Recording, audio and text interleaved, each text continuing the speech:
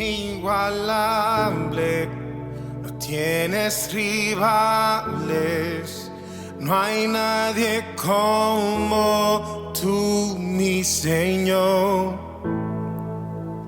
Reinas en alto, sentado en gloria, los ángeles cantan tu nombre. Just don't let Life move it, because then he'll knock it over. Really? Yeah. So I'm gonna move it up. He's like, how about that? He's like, Jay, we've moved on from this. We don't need to bring out the past. There you go. There you go. There you go. I haven't knocked over a mic in like a year and a half. That's true. I give you luck. No. Dude, It's been a good solid 6 months. Easy. Yeah. I knocked over a cymbal once, like in the middle of a prayer service. Almost like, psh, psh, psh. I'm like, Well, I think you were on the altar one time. I killed the lights by accident. Like the altar lights one time. I went to get mints from Jose's little drawer thing, Yeah. and they're right above where the lights are. so you hit the Like thing? as I opened it, all the lights were just killed, and I was like, oh! I was like, but I didn't know which ones they were, so I'm like pushing everything, I'm gonna turn on all the lights in this place, and people are gonna be so just thrown off. I think it was like a prayer service too, and I was like, Yeah, that stuff's wild. No, I was probably like 16. That's why I try to stay away from the drums. Like when it's really quiet, I'm like, yeah, Yeah, right. like I'm a cat bird. careful.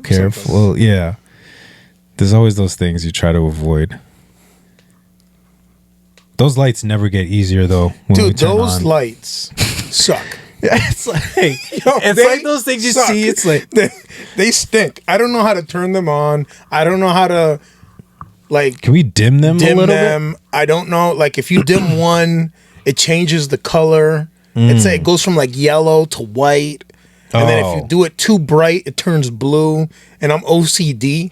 So if the lights aren't the same, Oh, yeah. like it gets me mad. But then I'm colorblind also. bit? Are you really? Yeah, like I didn't know 70% color deficient. Like certain colors I can't tell. I've gotten used So to how it. the heck do you match so Yo, well? it's a talent. It's a gift. It's a gift from God. Like legit. Like I swear. Like there have been times that I go somewhere and it's like, yo, is this blue or is this black? And they're like, oh, that's black. Dang. Well, Dali would be like, yo, you know that's blue, right? And I'm like, I thought it was black. Or I'd be like, oh, this is black, right? And she's opposite, like, yeah. that's blue. Or pastels. Like that's another thing. Like really Dang, hard for me. I didn't know that. Yeah, it's wild. It was. I was like, you match so Yo, well. so when I go to my eye exams and they try to tell you like read the number in the plot. I'm like ABC. It's like 798. I'm like, oh damn. I guess I wasn't. I guess that's not the case. It's serious. I've done those, yeah. I remember I was like probably like 12 years old, 11 or 12 years old when they were like, so Eric, and they were like, I was like, what's up? I've been wearing glasses since like third grade. Mine was Since like third grade. It was like college, like maybe? third grade. And they were like, yeah. And they were like, what do you want to be when you grow up? At that time, I think I wanted to be like probably like a cop. I had like an infatuation with cops. Always wanted to be a cop. And the guy was like, well, never join the military, or if you do become a cop, just don't, be the person that cuts the bomb diffuser, whatever they call it. Oh yeah. Cuts the wire. The cuts the wire. Red wire. And he's like, I'm like, why? And he's like, well, because you're colorblind. I was like, well, not colorblind, but some certain colors are really hard for you to tell. Like when I paint, like I love to paint. So if I paint, like, and I do primer, if I do like a really light color, like I paint not necessarily based on the color because I can't really tell the color. I paint on kind of knowing consistency the kind of like where I'm painting or stroking, whatever. Yeah. You know what I mean? So that's funny too. I thought you were saying like actual like paintings. I was like, when do you paint too? Honestly, not a portrait, but no. I kind of want to take up painting. wait, Yo, for real. I do. I think not to make a joke of it, but how? I think if you can't see colors. I think I don't know because That's like a genuine question. Like, Nah, not to because like, oh, he's I'm colorblind. used He's to gonna it. paint.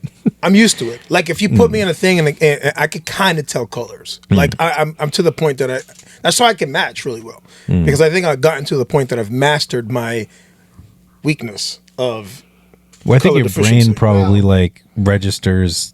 Like once you've like seen, like you're like, oh, that's a black shirt. Okay, like your brain like registers. Yeah, based on like the level of shade black, and stuff like. It's yeah. got to be something. Or like like that. the green, It's got to be green something or like that. Like I know that I know that that's color. That's, Like that's what I got. That's what I was gonna say. Like your whole life, people told you that's what blue looks like, so you've remembered. yeah, like That shade my is brain blue. isn't Okay. telling me that it's blue. Like Right, exactly. my experience is telling me Yeah, that those jeans are blue. Yeah. which Exactly, which is wild. But yeah, no, it's funny. Or I'd have to go off of like the color that's said on the box or on the shoes or on the jeans. Yeah. Like this is a blue shirt. I'm like, okay, that's a blue shirt. Like I'm trusting that Target is telling me that this is a blue shirt. Because if not, then If you're telling me it's that, and it's gotta and you're be. hoping that it's that, yeah. right? Yeah. But whatever. That's It's all funny. good. That, It's funny like, though. changes- But I want to take up painting. That's my point. Okay. You ever seen that? You seen that commercial with Peyton Manning? No. And he's like, she goes, that's a nice painting, and he's like, painting or Peyton, like Peyton, like with a southern yeah, accent. yeah, So yeah. she's like, Oh, yeah. oh, that's a nice Peyton, like Peyton or like painting. PEYT Yeah, or yeah. But he was painting. He was doing like a portrait. I'm like, see, I want to paint.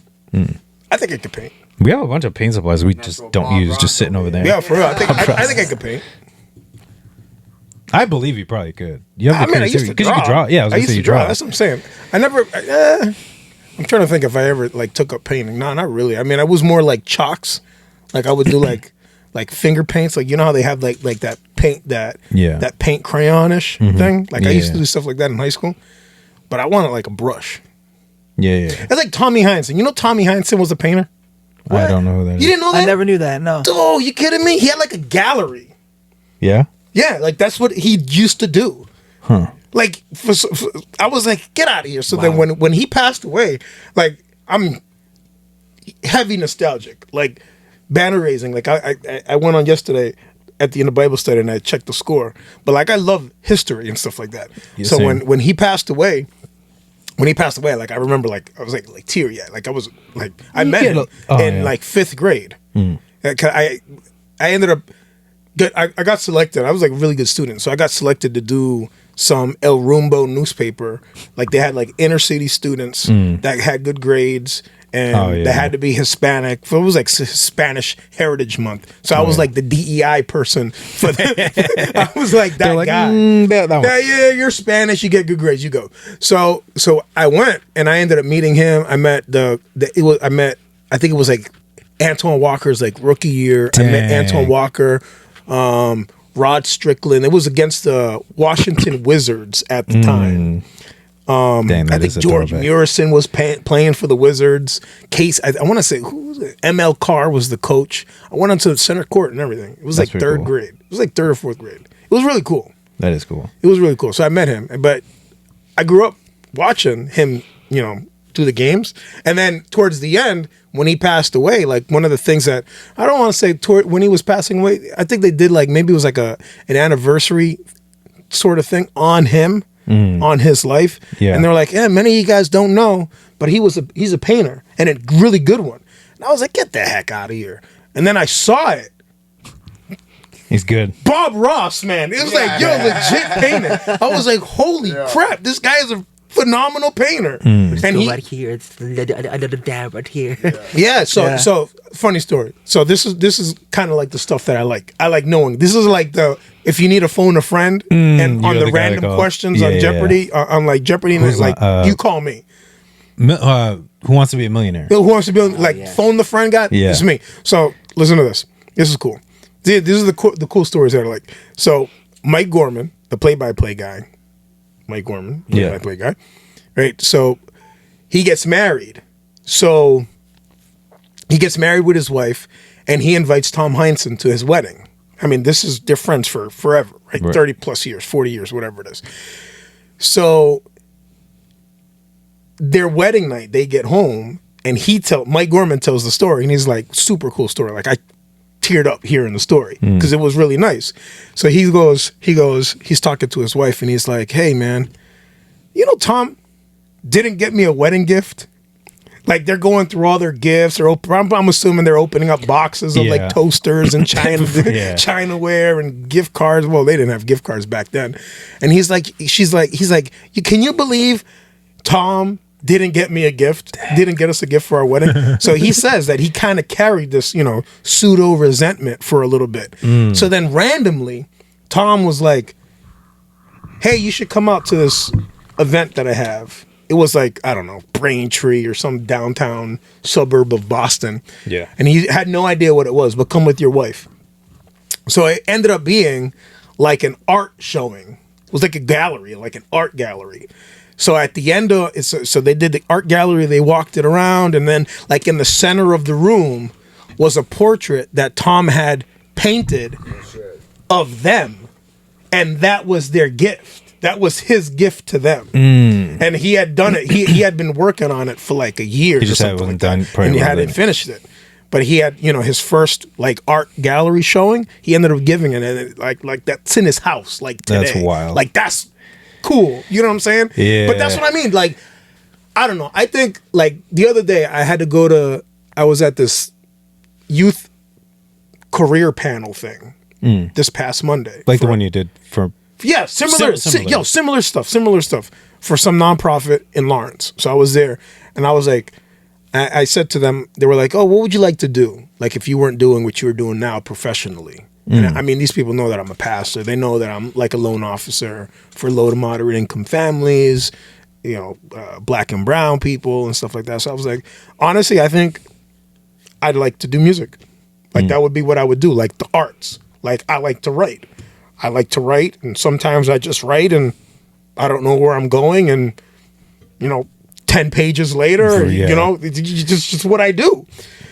So I think that's art, man, where you kind of just sit there on a canvas and you start drawing. And again, I haven't drawn in 20 plus years, 30 years. But I think that would be so relaxing. Even like the writing, I feel like it has to be purpose driven for me now. Yeah. But whereas kind of like just art, like if I were to draw something, I think it's like whatever I want it to be. Yeah. Totally unrelated to anything that I have to do. Like I can't even enjoy writing anymore because not now it's like usually I have to, it's work related. It has to do, you know, I have to do something about it. Yeah. I get that. Not that I don't enjoy it because I love writing. But Right. You know what I mean? Yeah, it's like an obligation in a sense, whereas like you said, painting, you're just like, I'm just doing this because I want to. Yeah, it's mindless. Mindless work. Sometimes stuff. like mindless work is like good work. Like sometimes I'll pop on the Switch and I'll play Zelda. There you go. Mindless work. Yeah. You know what I'm saying? You need that though. You need to just disconnect from, you know, responsibilities. Yeah, an outlet, dude. Exactly. Like even the working out, I consider the working out to be like an outlet. But now it's like, damn, I'm fat. So, so now it's not even an outlet. Now it's like real work. You know what I'm saying? Yeah. It's like work. Yeah, I just like changed my whole work schedule just so that I could sleep in a little bit more so that I can work out. Oh, man, dude, I started up again. It's like I got to get back to it. Because my job, they give you, like they encourage people working out. So they have a plan that you can do, a plan. Like you sign off on, and then you get 3 hours a week to go work out. That's dope. So instead of getting up at 3:15 in the morning, I can get up at 5:15. I'll get to work by like 6:30 so I can skip the traffic. I'll read. I'll do my like 2 cents of faith. I'll do whatever. Which is dope, by the way. Thank you. Glory to God. And then by like 8:30, I'll go walk over because the gym is literally across the street. I'll go walk over, and then by 10 o'clock, I'm back in the office ready to work. Because they'll let me do it at the top instead of... And this way, like, I don't have to take like an extended like 2-hour lunch or whatever, like my lunch, and then add the hour. Yeah, and you don't have to pay for that. No, I get paid. You have access. You have access. You get paid gym, for yes. it, but you have access to the gym, right? Yes. Like, I probably won't cancel my membership for like days like Friday where I work at night. I'll just go to or my... you just go in early. Yeah. If you wanted to. I could. But it's like once I'm there, because it's like commuting down there, like I'd rather just... Yeah, it's not an easy... Not that it's difficult, but Like I've to done drive night down workout. there? Yeah, I've done night workouts though. Like I after love teen night night workouts, I love man. night workouts. Like after teen night, it was probably 11 o'clock in on base at the gym because you get 24-hour access. Other people Empty. are other people. No one's there. Empty. There was like one other person. There was like one other person when I got there, but then by the time I was like getting into it, it was like by myself. Yeah, but they're not. That one person isn't like doing the sets with you. It's like you ever, like on the you ever seen those treadmill. things? You have like a bathroom. There's like 20 Oh, there is there's like etiquette. 20 urinals, and then There they is stand etiquette. right next to you. And that's me and my buddy. Empty bathroom etiquette. Me and my buddy talk about that all the time, and like we'll like joke around with the kids. Like, if we have 5 stalls, and I stand here, like, where do you go?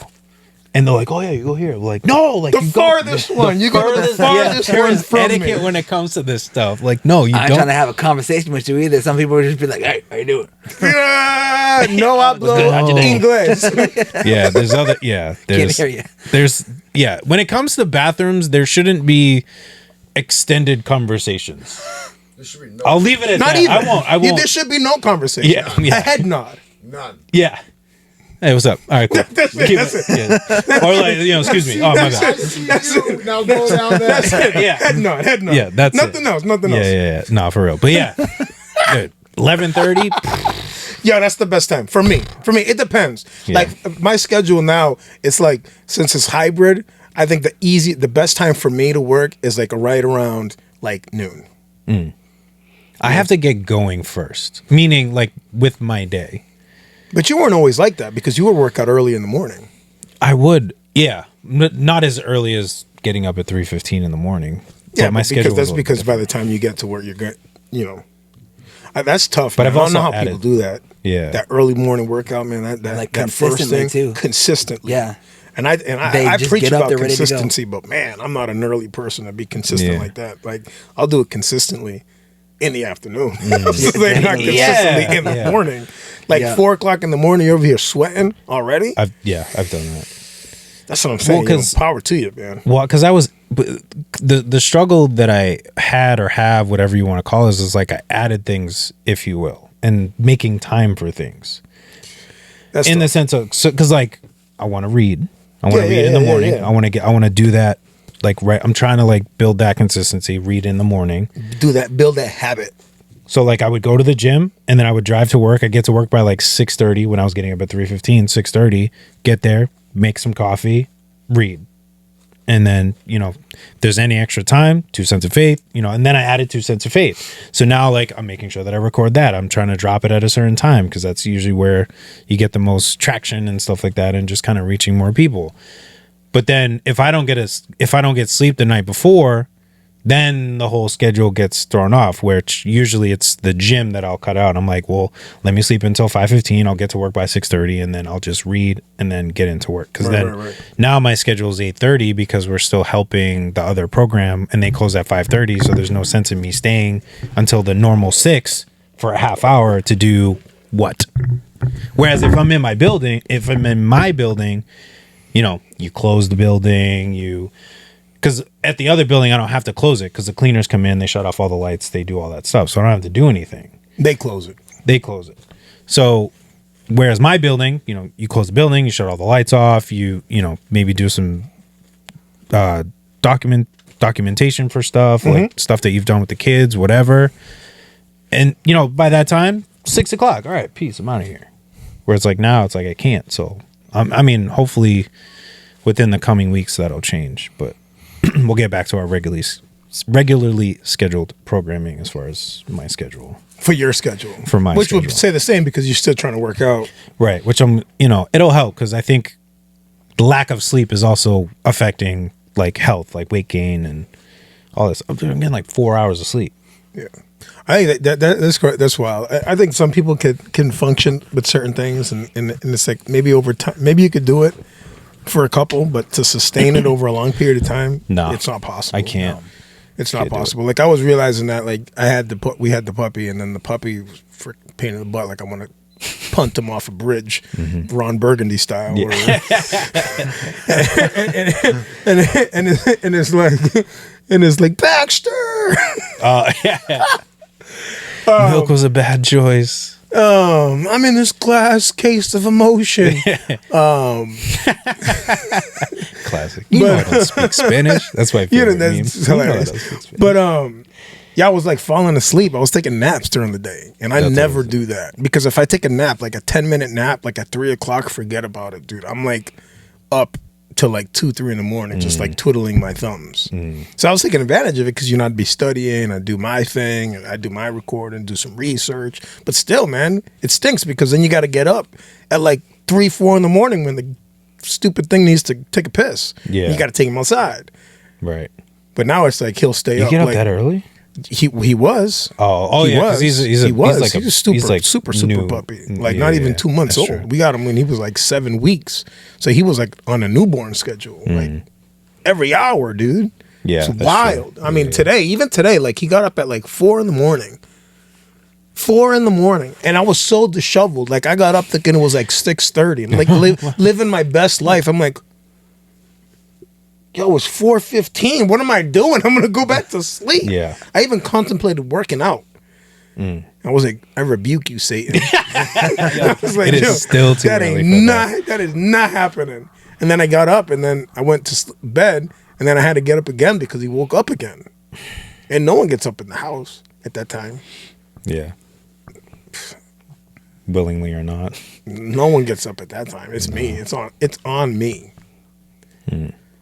I've asked Ashley because I'll get up, like I said, 5:15, 3:15. I'm like, do you want me to walk Nyla so you don't have to do it before you go to work? No. She likes it. She likes doing the walking thing. I've never been. I a don't fan know of if she walking dogs, likes man. it, but it like for. I may have to mute this. Pause. For her, she lacks time management, and she thinks that she has more time than she thinks. Oh, I mean, Like if she wants to do it, like handle. like me rolling in to church at 9 o'clock when I want to be there at 8:30. That's the reason why. Well, that's different. But a dog's a dog. Like I would think that. I'm just speaking on the lack No, of no, time. no. That's what I'm saying. If you want to do it, go for it. Like I don't mind doing it. I'll take her for walks. Like, and she listens to I me. don't like now. walking dogs, man. No, I don't know why. And I wanted to jog with Benji once, and I stopped halfway through the jog, and I ended up having to walk back home. He has no concept of what it is to run alongside somebody. That's so how- I'm that's how jogging Nyla with is. him, and he thinks I'm playing with him. He's like jumping in front of me. Oh, you're It's like gonna I want trip on to kick him. him. I'm like, dude, get out of the way, man. We're jogging. Like I'm not chasing after you, and you're not chasing after me. Yeah. We're jogging. We're yogging. we're yogging. Yeah, Anchorman. And we're yogging. yeah. That's how. Like I would like to do that with Nyla, but I feel like she would treat it as a game, and She's gonna end up cheat on getting. you. You have to get. They kicked have off to the learn. rope. They have to learn. They have to learn the concept. It's a training Like Benji thing. does not know the concept of walking on a leash. He doesn't. He doesn't because we don't walk them. I mean, their yard is big enough that we could just let just them roam. runs, You know what I mean? But we do walk them. Don't get me wrong. Yeah. Like it happens. It's just not probably as consistent as we should. I mean, to walk a dog, you should take them out in the morning, take them out in the afternoon, a couple times before you go to bed. Like Right. a good walk, like 3 times a day, 10, 15 minutes around the block a couple times. Yeah. Like that. Type of dog, too. Yeah, it depends That's what type usually of what dog. Yeah. I used to have a pit bull box, and the vet was like, "Yo, you have a yard? Yeah, all right. Put a dog door in, just let the motherfucker run around." Yeah, yeah. They're like that. right. Do your thing. Do your thing. All right. But a golden doodle, you have a working dog, like a retriever, Yeah. a German shepherd, a husky. Yeah. Huskies are woof. Dude, you chewed better up go upstairs. He was run so half bored. marathons every day. Oh, he's bored out of his mind. He used to chew up like counters, like He had nothing to store do. stuff, chairs. He had Yo, I'm nothing to bored do. in the house. Nothing to do. Bored in the house, and I'm in the Nothing to do. Yeah, it was, so bad. But yeah, Nyla, I would trip over her like. Yeah, I would totally trip over Benji. I mean, I'm telling you, I started doing it, and it was like, I ain't running with this guy. Yeah. Oh, but look into other stuff. You know, there's ones that you a waistband. Oh, the and belts, yeah. I feel like that's like a leash on a kid. Like I would feel That like is the just biggest jokes loser. for- I would feel like the biggest loser. What a goober! Look at that guy running with the Cat Williams waistband. thing. They like put my puppy in a cart. Yeah. If Ashley ever did that, Oh no! She better no, not. No, she wanted like a purse. little- She wanted a purse puppy. no, Like one that she not could necessarily. little- The purse puppy, I'm okay with. I'm talking about like a stroller. Oh no, absolutely not. Like there's got to be a No. line. No, Like you don't yeah. put an animal in a stroller. no. I Purse either. Unless they're gonna die, and you want to take them out on their last walk. Like this is, you get what I'm saying? Oh, you're about, yeah. Yeah, You're about like- to put them down or something. Yeah. You know that like Like this is the last time they see the sun. I'm gonna put you on the stroller. their tongues like they can't like keep it in their mouth anymore. They're just- you're like, That's yeah, so brutal. it's about That's time. brutal. But yeah, then if that was the case, then yeah, I would be okay with it. But normally, like there are people like I worked with someone. We called her like a cat lady. She would walk her cats in a stroller. But she tried would that have like one a time. triplet stroller. She'd have like 6 cats in the stroller, No. like 2 in each one. That's like overkill. Dude, it's disgusting. We It's tried putting gross. cat on a leash once. That did not go over well. They think it's a toy. She just didn't move. Oh, okay. She literally just flopped on the floor and then just Cats aren't wouldn't- meant to be walked. So then we would try to like get her to walk, but it was literally just like front paws would just and then fall flat on the floor. Like she would Are not. cats supposed to have walk? it. No, No. Whose they're idea was lazy that? creatures. They're lazy.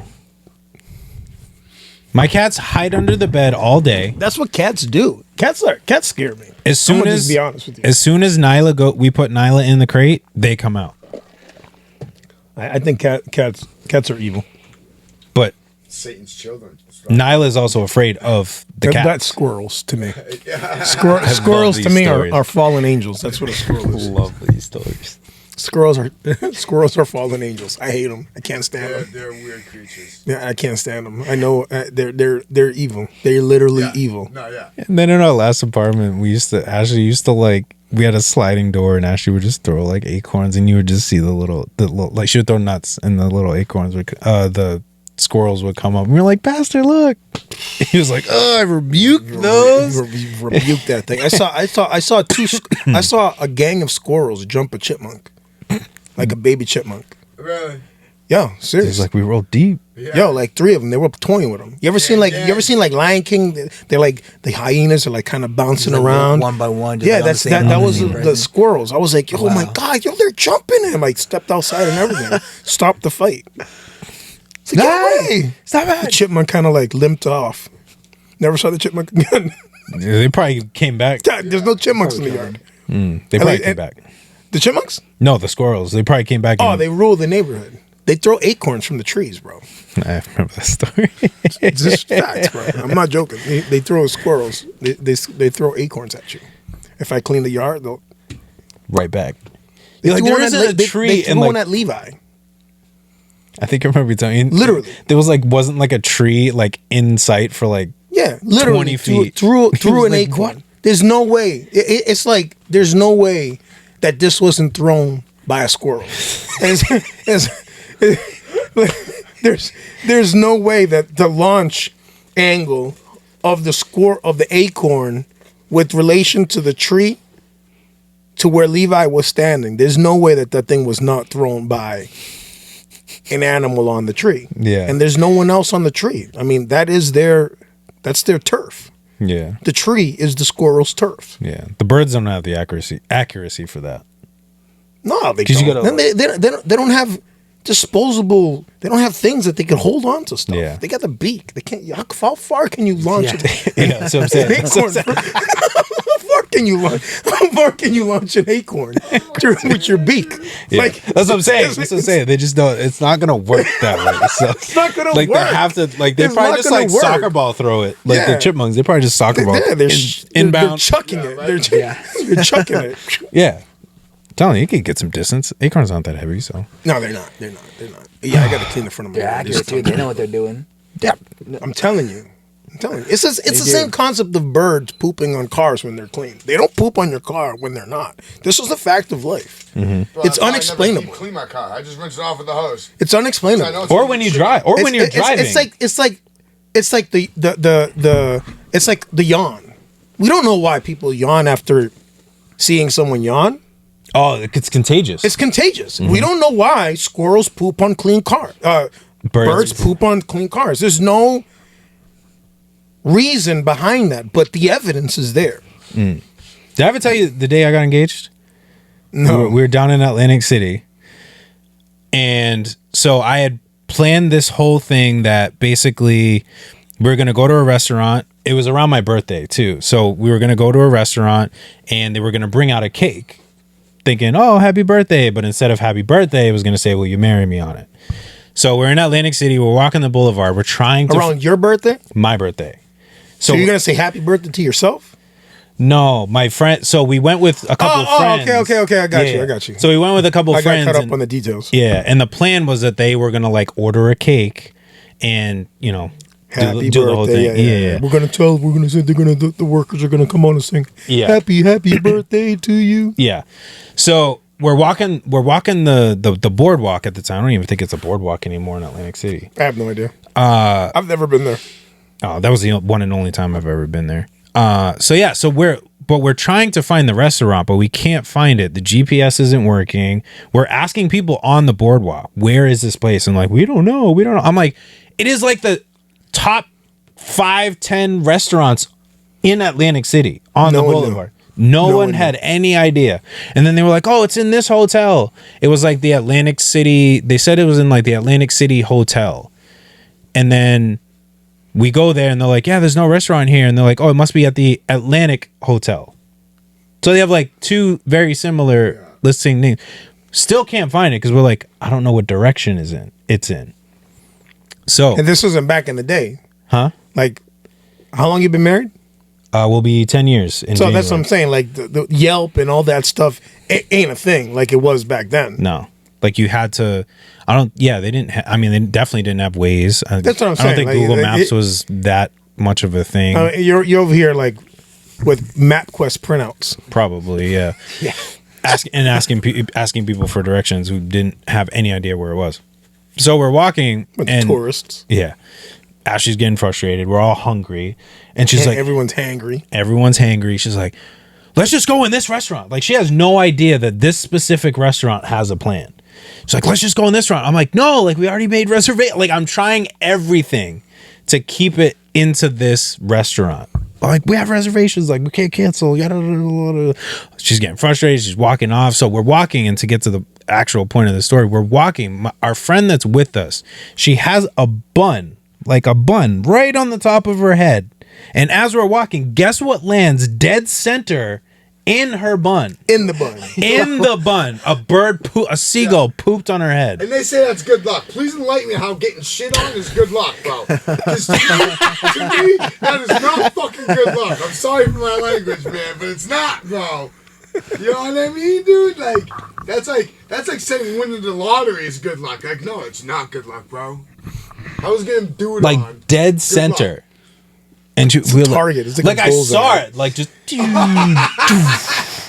and I was like, "Did you just get?" Yeah, and we looked, and like it was just dead, like target practice, That's wild. right? And You know what I thought you were gonna say?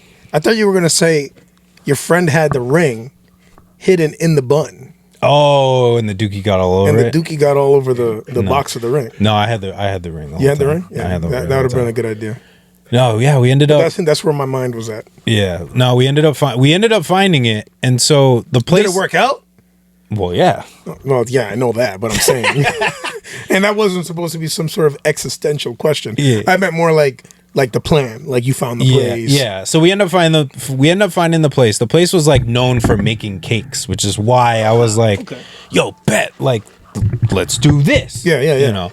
So we get there, and then of course the manager or whatever comes out and is like, "Oh, so you're Justin, the one I talked to the other day?" Hotbox. And I was like, in my head, I'm like, "Yo, I literally told you the plan." Like, let's be discreet about this. Like, you know what's... I got your "Will you marry me" cake out back, I'm like, Justin. I'm like, You've got to be the missus or the soon to be. Yeah. But luckily, like, the friends that were there, they were like, oh, no, that was me that you talked to. And that was, like, yesterday. Like, you must have your days mixed up. Because, like, we were trying to play it off that they made the reservation. They put the cake in, whatever, yada, yada, yada. So I'm like, okay, cool. Like, and Ashley's hangry. So she's not even, like, really just, like, registering anything that is happening. She's like, I just want to eat. Like, I'm hungry. I'm starving. Whatever. That's tough. So they go through the whole dinner. We go through the whole dinner. The cake's like about to come out. I'm getting nervous. The girl's like, let's go to the bathroom. I'm like, all right, whatever. So they go to the bathroom. She comes back out and is like, yeah, so like we're going to like bring the cake out and then we're going to like, you know, put it in front of blah, blah, blah. Like, I'm like, yes, go away. Because I'm like, if they come back out and see me talking to you, she's going to know. I'm like, go. Like in my head, I'm like, go away. I'm like, yeah. Cool. Bye. Like, leave. And then, so she leaves, and then they bring the cake out. I do my thing, and she finally, like, she said yes. I can never do stuff like that. Like, plans like that, Yeah. it'll never work out for me. And then, so they brought that cake out, and then, like, 2 minutes later, they start doing it again. Happy birthday. I'm like, yo, did they, like, mess it up? No, my friends actually did call, and they ordered me a cake for my birthday. Oh, So you got So we had cakes. two, like, identical cakes. Like, mind you, the cakes are, like, this big. 2 identical cakes.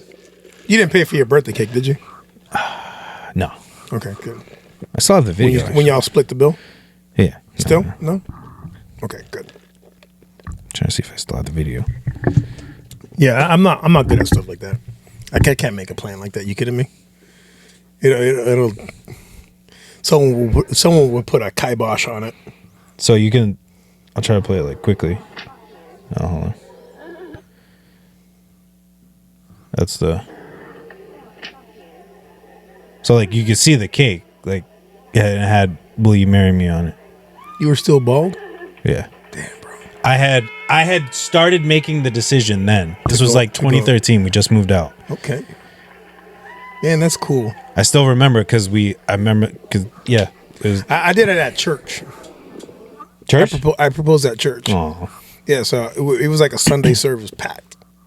Oh. It was like a Sunday you go. service packed, and then I was like, it was supposed to be like Eric has a special. He has a song to sing. So I get to the front, hits in my pocket, and I was like, hey, I got a song I want to sing, but before I sing the song, I just want to. And then they asked her. Oh. The whole church was like, That's still good though. That's still a good it worked plan. out. It Yeah. worked out dope. Did I sing? I don't know if I did. You're like, no, I'm actually not gonna say. Yeah, I don't Just think kidding, I don't think I did guys. sing. I don't think it was a psych moment. I don't think I did sing. But it was I thought it was pretty cool. Yeah, that's it. It was totally unexpected. Like she Yeah. had no clue. That's what I that was wanted, gonna yeah. happen. That's what I I mean, wanted. she knew I was gonna propose at some point, but she totally clueless as to the when. Yeah. And that's it. Yeah, that's what I wanted. I was just like, go big, kind of. I thought it was cool. But it was almost a disaster because we almost never made it to the restaurant. Crisis averted. I almost proposed on the boardwalk because I did not think we were gonna make it to the restaurant. I was like, forget the cake, forget everything. I was like, I'll just do it. Like how right long here. were you like wandering? A good half hour. That's not bad. After Yeah, I'm wandering over here around all thinking it's day. like, we Two were like, hours or something like that. yeah, I'm like, it took 26 The whole minutes. I'm freaking like, day. oh no. But this is like probably like 6 o'clock at night. This is like we've walked around. I think we drove that day too. So like we're driving all day. Driving all They day. just changed. Y'all mad hungry. It's June. It's hot in New Jersey. You're wearing heels. You're all dolled up.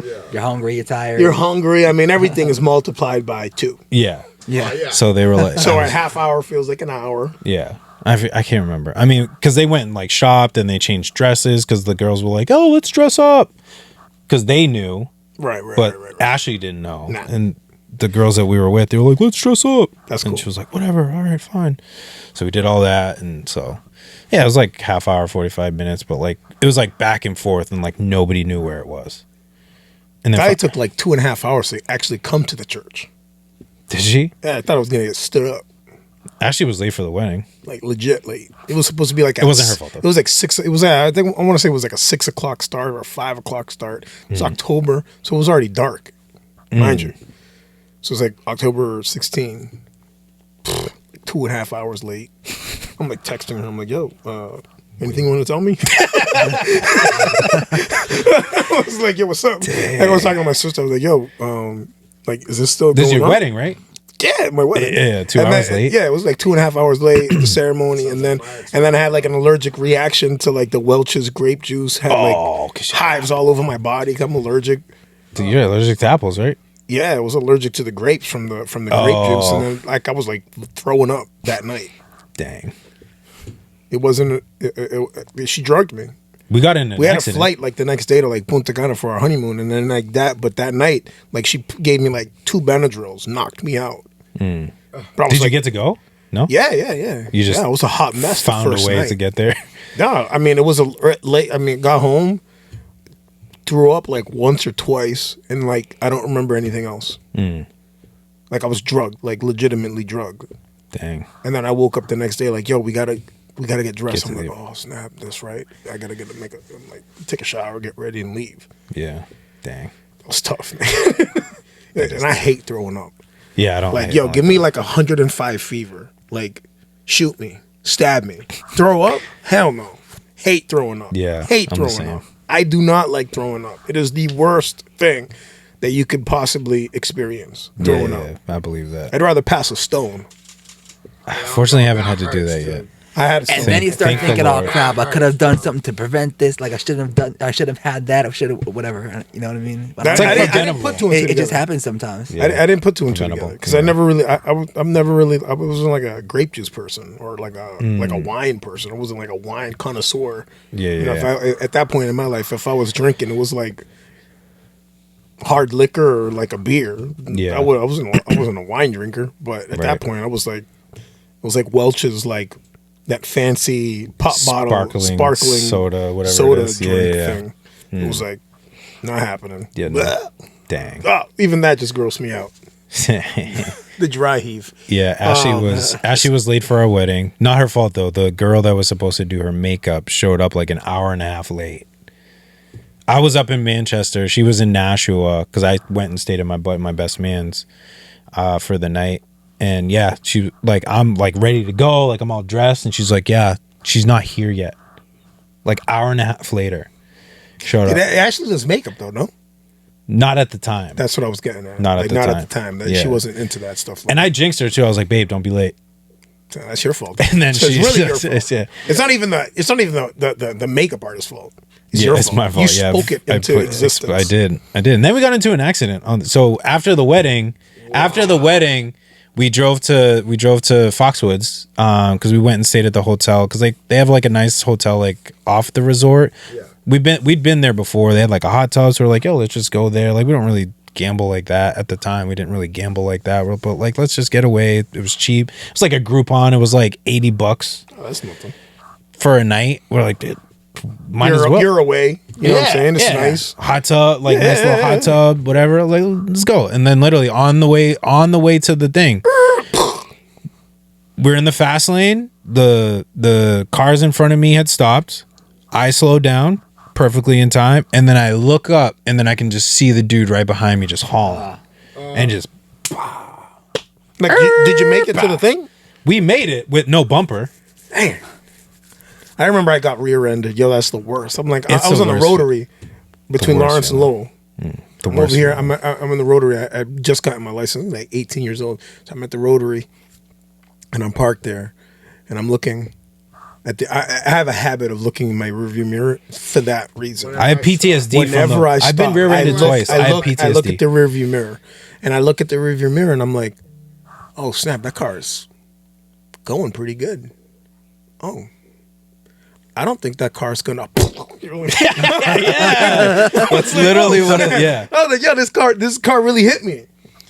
Came outside. The guy was like, "Yo, I thought you were gonna go." I'm like, "Dude, there's cars like going. This is Yeah. a rotary isn't like yield. If there are cars, mean stop. Like, how do you merge into traffic when there's traffic? Yeah. You don't. You kind of just have to wait for an opening, and there was no opening. Yeah. Yeah, right on the highway. And then like the bumper was like hanging off, and he's like, well, like he's like, you can either like Take it off. Take it off. They would have lynch you. You took it off? You left it on the side of the road? the guy like kicked it off. Really? The tow truck guy? The or the cop, state trooper? the statey. Oh, that's gangster. He's shouldn't- like he's not like you can supposed to either do that. like he's like you can either throw it in the back of your car or you can just toss it off to the side.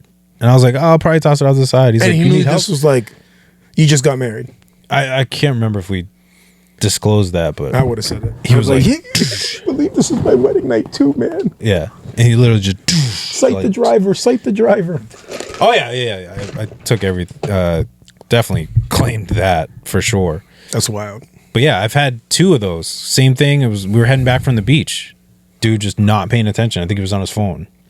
I think the first one it was like the solar glare, so like just couldn't see, and then it was like crack, and then the Those other things one are scary, on dude. his phone. So now I have like PTSD. Anytime like I get into a scenario where I have to slam on my brakes, like my first reaction is to look in the rear view. Like Yeah, I did if the I same gotta thing. swerve over, like because now I'm into that like swerve over mode. Like if I'm on Yeah, the why fast not? lane, Yeah, why I'll not? jump into the Absolutely. breakdown lane because I'm like, Absolutely. I'll do the same thing. I've done that before. I mean, I worked in Providence. I worked in the Boston. I've done it tons of times. You're in traffic. All of a sudden, you know, that stop and go it's the traffic. worst. People they floor, and then all of a sudden, I mean, I'm off into the ditch Yes. trying to avoid people hitting me from behind. But if that's Same. the case, I'm like, what I've taken a habit of doing is I'll like yeah, on my brakes. Same. Like I won't slam on it. I'll kind of like tap it so Yeah, that the yeah. lights are kind of like give it. Yeah. a little flashing Little rather than heads putting up. the hazard. So I'll like that, and then I'll start to slow down. Give it the heads up. Yeah. Yeah, definitely. But yeah, I people like- ain't be paying attention these days. Not Tractor at all. trailers do that. They'll keep their hazards on when it's that stop and go traffic. Like I picked up on that. And sometimes they'll kind of pulsate on the brakes. They kind of like tap on it. Pop, pop, pop, pop, pop. Yeah, I have like PTSD from it now. Like That's wild. PTSD. not like No, I get what you're saying. anxiety, No, but like no. I'm like, It is- oh. yeah, it is what it is. You know, Biggest fear. you automatically remember, or you're kind of like your butt starts clenching. Yeah, literally. I've been rear-ended 3 times. I was leaving work. I was going See what onto I the mean? road, That's a legit PTSD. and I had stopped, and then the car in front of me had left. So it was like I was next to go into the oncoming traffic, and I looked, and like I thought there was a car there. There wasn't a car there, so I started going. Then I looked again, and there was a car coming, so I stopped. And then the dude behind me was like, "Oh, I thought he left," and then went and literally just like ran into the back. I'm like, are you kidding me? Why is it always getting rear-ended? Thankfully, like I was in the truck, and he had like a caddy, like a low caddy, so like it like barely like It did nothing to your car. really, yeah. And then his car was all like jacked up. Yeah, I was of like, course. I was Do you like, have a tow hitch? No, I used to. Lucky, I want to. lucky you didn't have a tow hitch on that I thing. wanna That thing put would one have back on. went right through his radiator. Yeah, I want to pull one back on though. Peeled some dude. Well, some dude peeled his hood back. I didn't have On a Muffin cap back blue. So What was I had, that? I had What was that from? the tow hitch and my bumper was diamond plated, and it just peeled his thing right up. Yeah. Took it He like was a "What do you wanna like a do?" I cat. literally looked at mine. I looked at his and I said, "What do you want to do?" He's like, "I'd rather not involve the cops." I was like, "All right." Walked right away, dude. Yeah, I'm so scared of that stuff. I get scared with someone turning around. I remember one time I had done this something. It wasn't. It was like I had the car. I put it in. I thought I had put it in park and I didn't. Yeah. Oh, it's scary. So it was like in neutral. Still, it was like a Oh. standard car. I want to say, or maybe I left it in neutral. Maybe I left it in drive and I just walked out of the car thinking that I Oh, had you put got- it into oh, drive. okay. But it was still Either in way, park. it was It mobile, was still in so- drive, thinking I had put it in park, but it was still in drive. Hmm. Right? Yeah. And it like hit the car next to me. Like I was at a market basket or something like that. Yeah. So I had opened the car door Right. thinking it was in park, but it was Yeah. still in drive. And then I banged into the car next to me. I was like, damn. I went inside of the bank, did what I had to do, came outside, kind of hung around for a little bit because it was a good little mark on her car. I was like, damn. I was like, yeah, I left my name. I was like, I hate your car. Here's my number.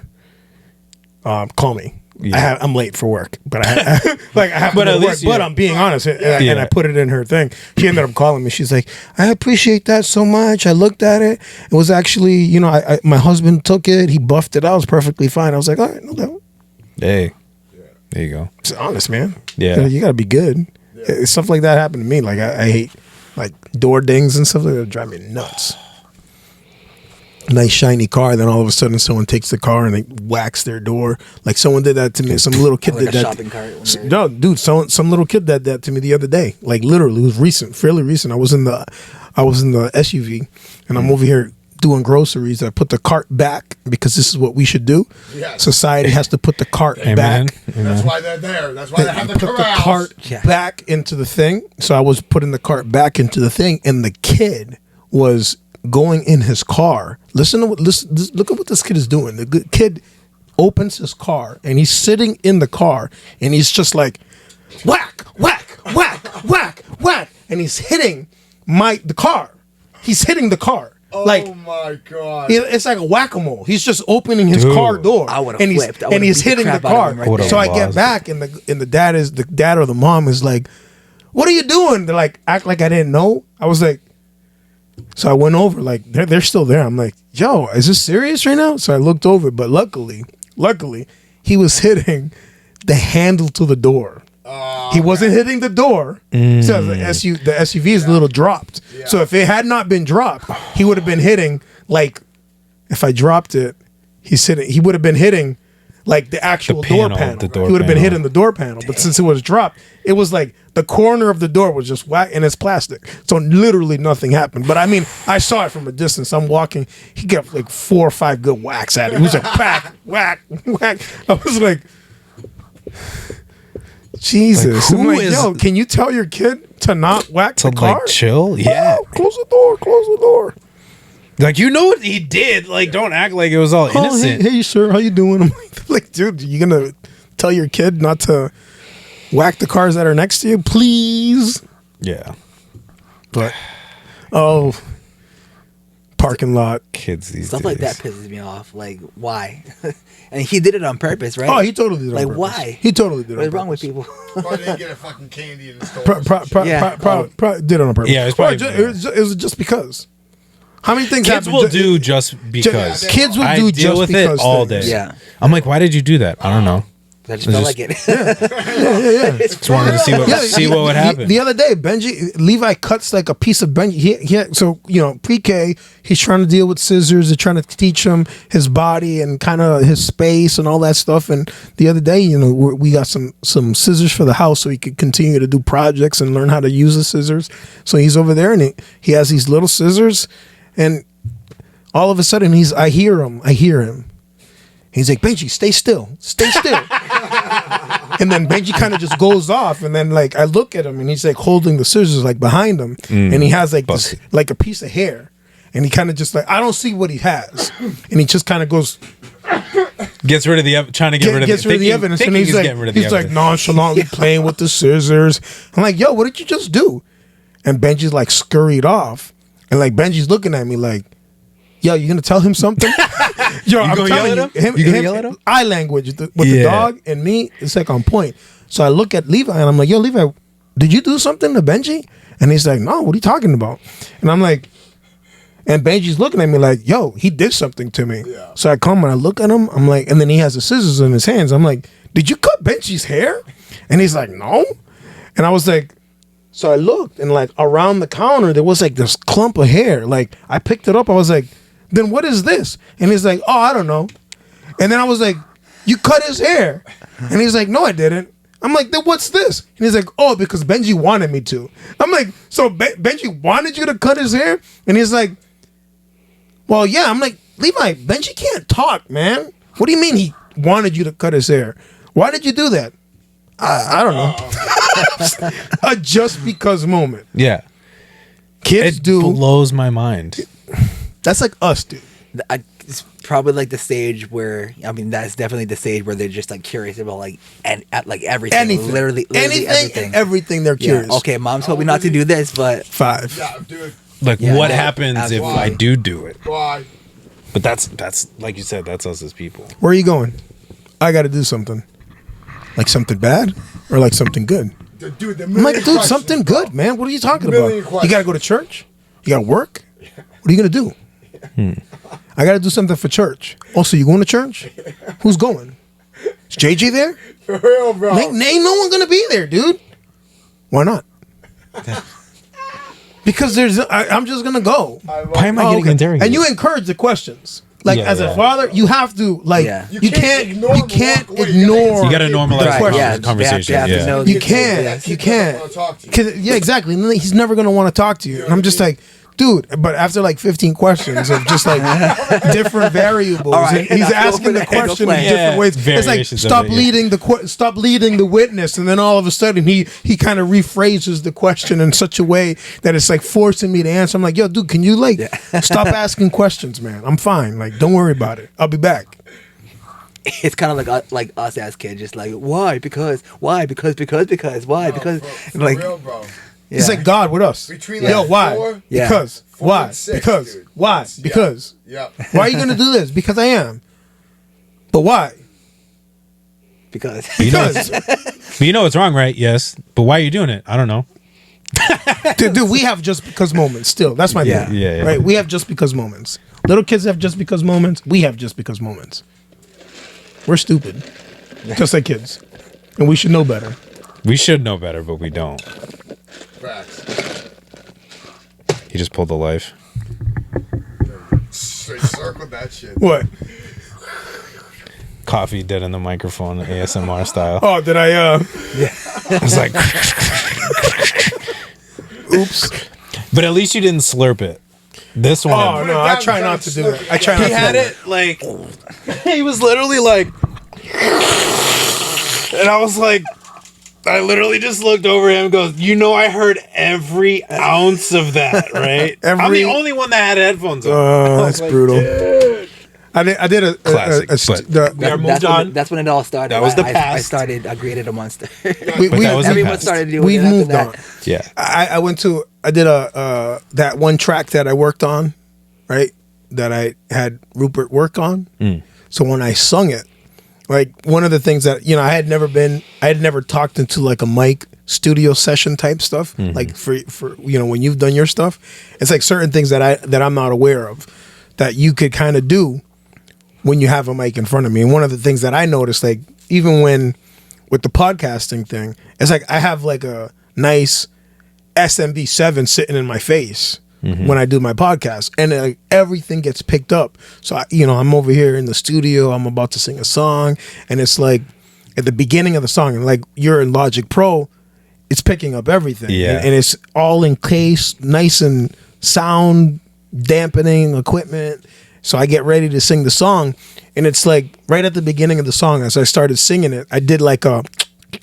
I do that, And I was like, he starts the song, and I was like, dude, what the heck was that? That sounded disgusting. I was like, that is gross. It sounds like bodily. It sounds like a bodily function. It was like the Yeah. most grossest sound. And he's like, oh, he had a name for it. I don't recall what it was, but he was like, oh, that's a lot of people. It's like you're not aware of that, Yeah, but you do it. So I'm like, so now when I record on podcasts, I'm like. So yo, good morning. You So I take try to the- keep yeah. off the mic.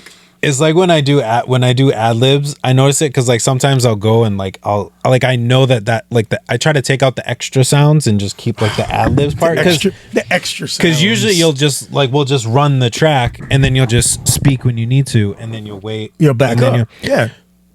But I would know like you don't again. It's one of those things you don't realize and like you're like sitting there. And then I wanted to say the line that I said. So you got all this dead noise sounding like Like you're breathing you have in it, and I'm high like listening blood to pressure.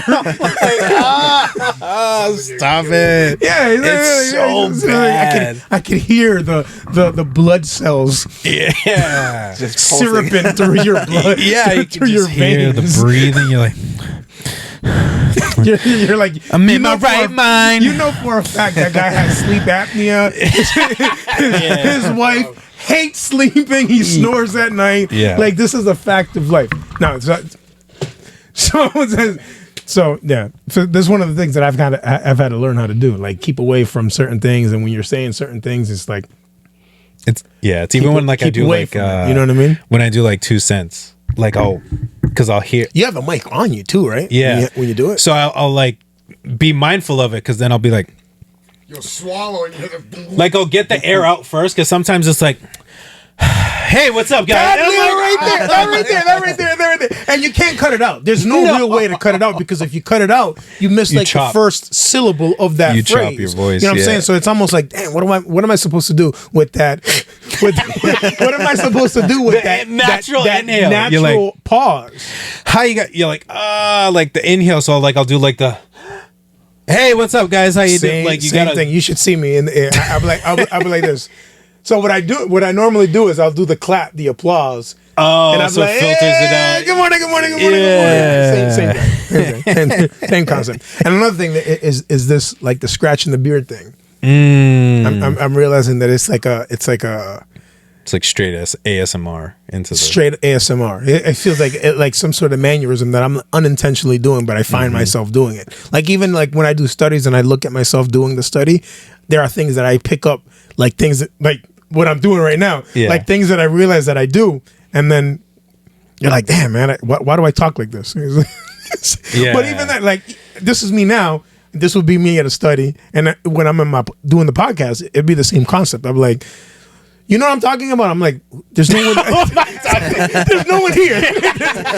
There's no one here. There's no one here. Like I'm in the basement by myself in the house. You know what I mean? Yeah. You know what I'm saying? I was talking to Dali the other day, and I was like, we're talking about I wasn't talking. I overheard the conversation, and it was like, and it was talking about doing something live as opposed to doing something recorded, and it's like for me. When I record something, I'm visually imagining a live audience. You know what I mean? Yeah. Or unless it gets to the point where I feel like I'm really, for some reason, talking to someone specifically. Like I feel like I'm talking about something, and then like maybe the Lord gives me Justin, for example, as like he just kind of puts him in my heart, in my mind, and I'm like, man, this really would minister to Justin. And at that point, like I'm visualizing him in front of me. So a lot of the times. A lot of the recordings that I do, it's just audio, no video. Yeah. So it's one of the harder things to do. Yeah, I can't. Yeah, It's hard. Yeah, It's yeah, hard. yeah. Like I it was one of those things that like when I first started doing it. When I Yeah. first started doing it, it was like, damn, this is difficult. Like I could talk in a live because there's interaction. Yeah. People are chiming in. Oh yeah, amen. Yo, that's dope. There- Blah blah there's blah. something to feed Interaction. off of, yeah. People to feed off of. That's totally different. You know what I'm saying? It's a different dynamic. For me, that's one of the things that I've learned. It's a different dynamic. Yeah. So I feel like stuff like that really develop your ability to kind of speak. So for me, it's like I'm still noticing that there are certain cues. Like I'm picking up on the fact that I'm imagining. My mannerisms are still there to kind of continue or to kind of pick up that same or to have that same dynamic, that same energy. As if I was to give a sermon on a Sunday, I want to have that same sort of.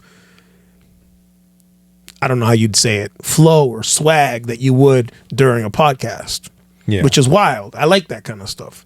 Now, but I'm saying like I'm more cognizant of it now than than it was before, which is weird. I'm like, damn, I sound like that, or damn, I know I'm going to say that, or I'm like, right. That's another thing. I've been trying so hard. That's that interaction with the people. Like for me, I'm trying to not say right. Like if I'm talking, you know what I'm saying? Right? It's like a filler. It's like a filler word. I don't want to say that anymore. Yeah. So I'm like, I don't know if I should say like amen or not say anything. But why do I say right? You're like waiting for a response, like, right? Yeah, I'm waiting for someone to be like, yo, amen, pastor. But there ain't no one going to be saying amen. Yeah. At least that you'll hear. That I hear, right. See what I mean? But it's one of those things I'm trying not to say right. In the recordings. There's a few, filler things that I always say. And I'm just like, I don't know if it's a crutch. That's what I don't want it to be. I don't want it to be like a crutch to what I'm saying. You know what I mean? I don't want to Kamala Harris word salad my podcasts. I just heard another one of those too. Dude, they're brutal. They're brutal. It's like it's like one of those things that you have to have like 1,000 words in an essay, so you just mumble 500 words just to fit everything in just there. to get the word count correctly. Just get the word count correctly. Yeah. That's tough, man. I feel that. Yeah. So how do you like that 2 cent thing? It's cool. It's first and foremost, I mean, it preaches to me first and foremost. Of course. Too. And I mean, it was just something that was placed in my heart, and it's been, I dumbed it down in the sense of I do it just 3 days a week now, Monday, Wednesday, Friday, just being consistent with it, and not worrying about like, oh, am I gonna have a scripture, or am I gonna have something to say today, and then just getting You keep everything them short. Yeah, I and try concise. to keep it. Like you want to keep it short and concise. Yeah. So what's your average time on each one? Have you looked at that? Probably Not even 2 minutes, right? Yeah, minute and a half. I try to get like the minute and a half, because then, I mean, like, business wise, if you will, like Instagram will automatically put it into a reel versus a video. And they'll automatically do that? yeah, anything under 90 seconds or less, it like converts it like straight to a reel. They'll do it as a video, but like you can upload it as a reel directly if it's 90 Because of the seconds, time. because it's 90 seconds or right. less. The only struggle that I have with that is, which I wish YouTube would up it, is that their shorts are only a minute. Ah, so it's similar to the stories in Facebook, right? Stories in Facebook is a minute, I think if so. I'm not mistaken. I think so. Which stinks. Yeah, because the trouble with YouTube is that it'll convert it to a video, but I do everything obviously in portrait, but it'll do the landscape with the portrait like in the middle, so you have the black spaces on the side. I'm like, just like visually, I would rather have it's not appealing. I'd rather have it as look like a short, but to rush everything. Would you have to record it twice, like YouTube format? Like, say, I'm assuming it's like a 16.9. Yeah, do the 16:9.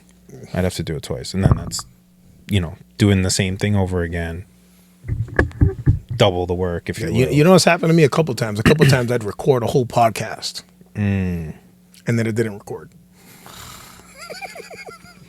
The last podcast, I'll admit it here. Sorry guys. You're good. I mean, it dropped. The audio is out there. The audio came from the laptop. It didn't come from the mic. It picked up just the mic from the laptop. The mic, not even recorded. I mean, this happened to me the day before yesterday. I did the podcast, recorded it. So the other day I'm over here. So we talk about routine earlier. Like, routinely speaking, like, I have to keep my stuff a certain way. So I have a nice Scarlett audio interface. Yeah. A nice Scarlett 1414, nice interface. But for some reason, I can't get my sound to sound right through the interface. I don't know, I have to have some sort of phantom on the interface. But whatever reason, my little Shure USB interface sounds way better. The problem is, the other day, I misplaced the little plug for my mouse. Like, that little Bluetooth thing that you would plug into your Mini? Yeah, I have it. Yeah. So I couldn't find it. And then I couldn't find a mouse. I could have opened my laptop. I didn't think about it, but I'm recording at like 2 a.m. You know what I'm saying? For a drop the next day or that same day.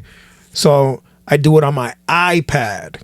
So the software that I use for the podcast, there's an app for your iPad. Yeah, I remember you showing me right? that. Yeah, So I recorded it, but there is no indicator that I'm recording. There's no red flashing light. There's no nothing. It's just record button and you go.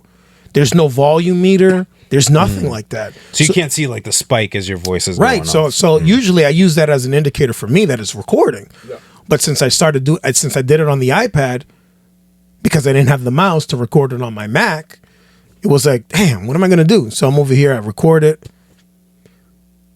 I end, and I'm like, refresh. Nothing. Refresh. Nothing. The heck? Refresh. Nothing. I close it out. Open it again. Like auto-save, yeah. Not there. I'm like, you got to be kidding me. Finally get my laptop. I go onto the website. Not there. Last recording, 27 hours ago. I'm like, you got to be kidding me. So I'm like, I have to go find a mouse. So I ended up finding a mouse, like a corded mouse, plugged it in, had to re-record the whole entire the podcast again. I uploaded that podcast. I ended up finishing, it was like 3:15 in the morning. to drop at like 4 o'clock in the Yeah, morning. because you drop it at 4. I 'cause could you drop them switched- at 4 you o'clock. switched it to 4. So you better go back to the gym at 4 o'clock in the morning. That's the only reason why I'm doing it at that time. No, but I'm pretty sure you were not the only person that listens to it at that early. I'm assuming that there are probably some other people that do it at that time. But it's one of those things that I'm like, you got to be kidding me. yeah. But yo, consistency is huge.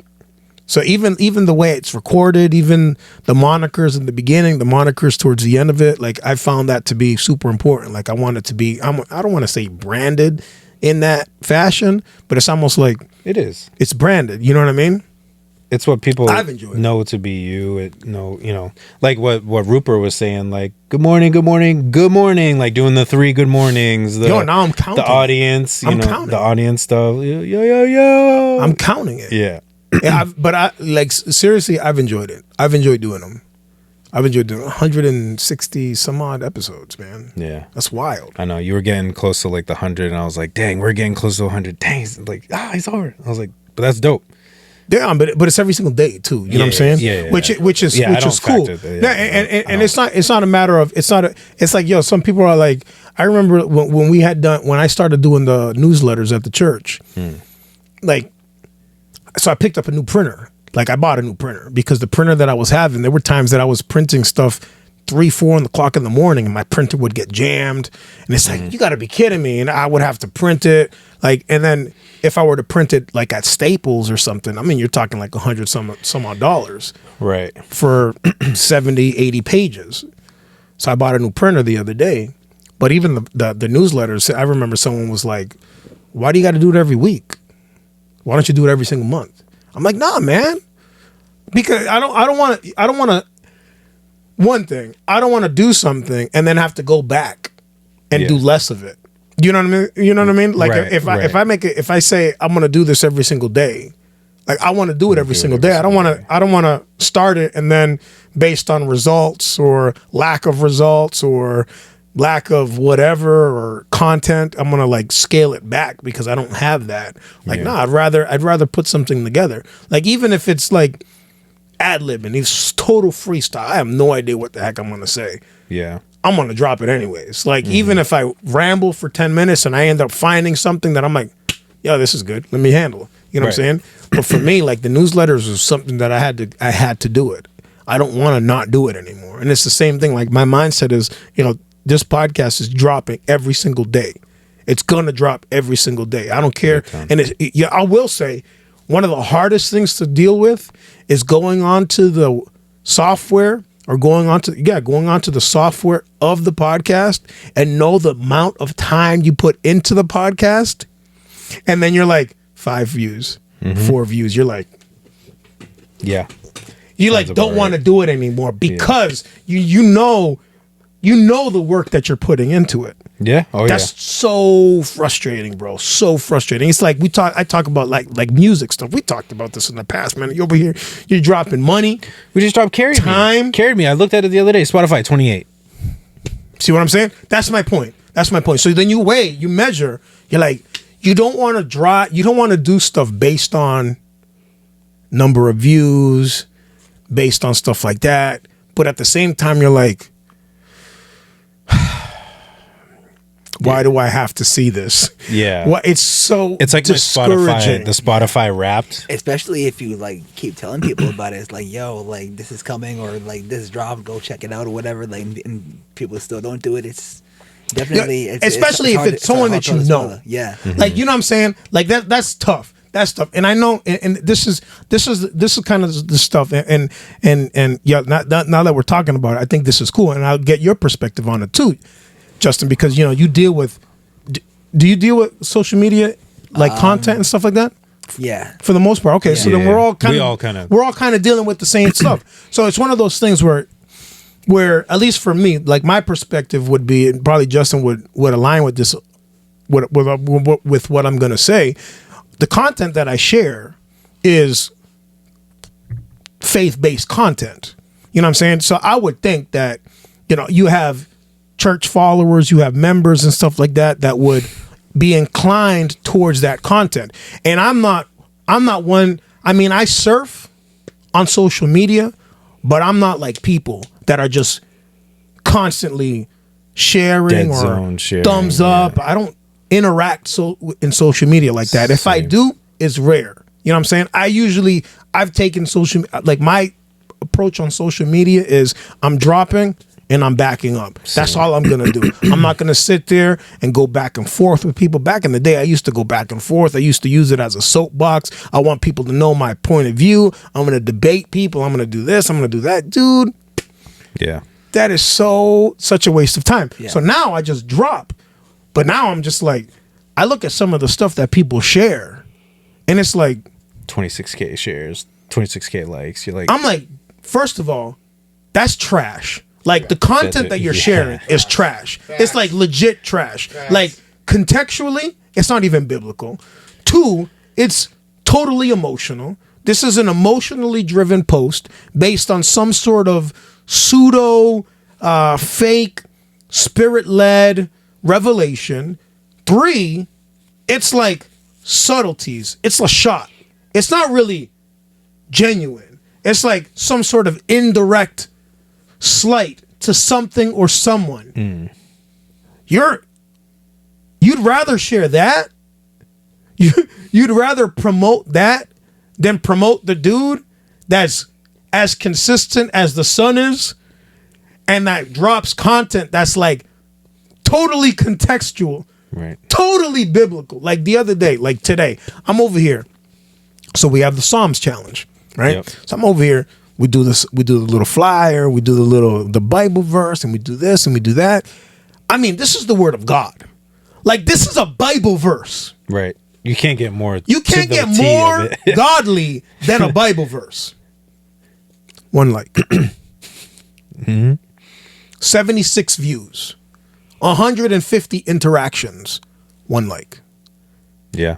And I'm like, And then you look at someone post something and it's like, if I cut you off, that's spirit led. What?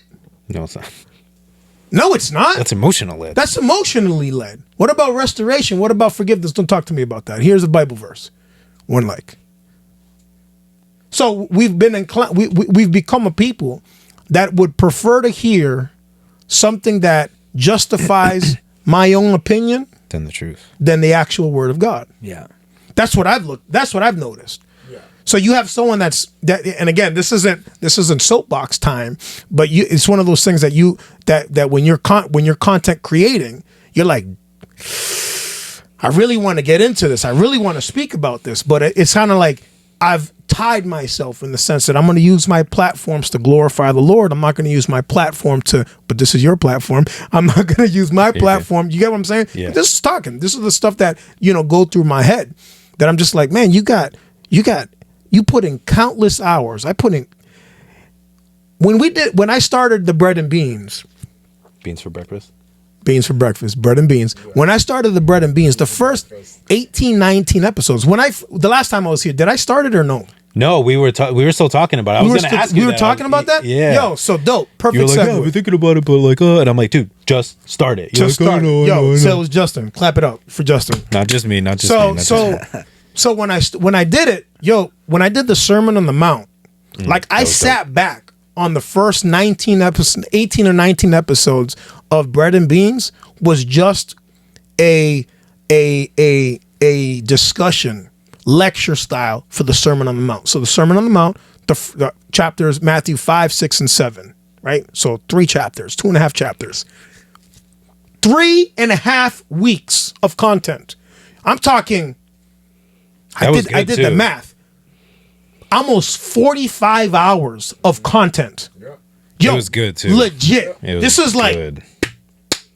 meat and potatoes type stuff. It was this good. is like It was very solid good. stuff. It was a good start. It was a good kickoff. And to it was like 8 8 views, 7 views, 6 views. I mean, I will say the first episode, I had the most views because it was something new. And it's like the second episode, you just kind of see it tail off, and then certain subjects and certain topics, they kind of peak.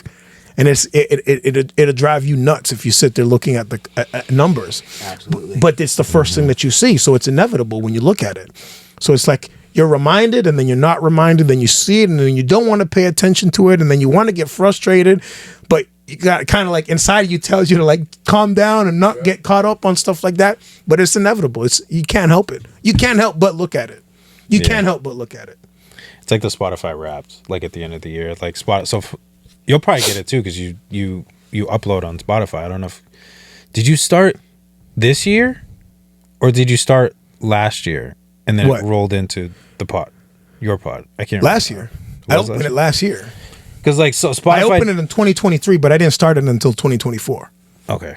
Like whenever it was, March or something of this year. Gotcha. Sorry, I'm just looking at the time. No, you're good. I know this is like good conversation now. Yeah. But now I'm getting into now I want to pull up my podcaster to see numbers so I could talk about them. Yeah. So, perfect example. Like today's episode is 166. Mm-hmm. Yo, my point. Every single morning is there. It drops. It is. I get. Yeah. You get what I'm saying? I get the notification. So at 4 a.m. these are the stuff that frustrate me. So you have 166 episodes. You have 56 subscribers. Like I looked at it the other day. Like Spotify sent me this email and it was like, and it said something like, monetize. And I was like, oh, let me try to monetize it. I don't really care. You get like what, $1 or something like that? Whatever it is, 75 cents or something like that. Apparently I had hit like a certain number of organic hits, like some sort of milestone. Yeah. So Spotify notified me of the milestone and was like, hey, you should monetize. So I was like, all right, no doubt. So I went to monetize it and it was like, you need 100 subscribers. I'm like, yo, I got a church with more than 100 people. I don't even have 60 subscribers. So I was like, damn, you got to be kidding me. So I have the number of views to monetize, but I don't have the sufficient number of subscribers to monetize. And it's not that I want to monetize it, but it says monetize. You should monetize. So what do? You go and say, hey, let me try to monetize. And then when you go to monetize, you realize that you suck. So you can't monetize. And then all of a sudden you go onto social media and then people are sharing garbage.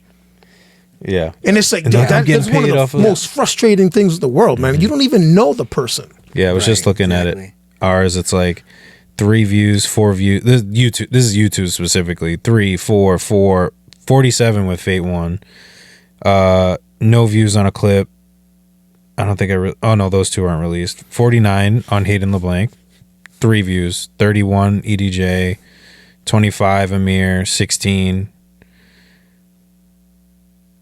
No views. Oh no, those are the Patreon ones. 9 views. 3 views. Stuff like that. It drives me nuts. Like legit, that drives me nuts. So like I've listened to podcasts before. I listen to podcasts every single day. I'm like, yo, this right here. This is just like any other podcast that I listen to. In my opinion, straight up. Like this is just like any other podcast. The podcast that I do, I'm like, this is just like any other podcast. Mm-hmm. Yeah.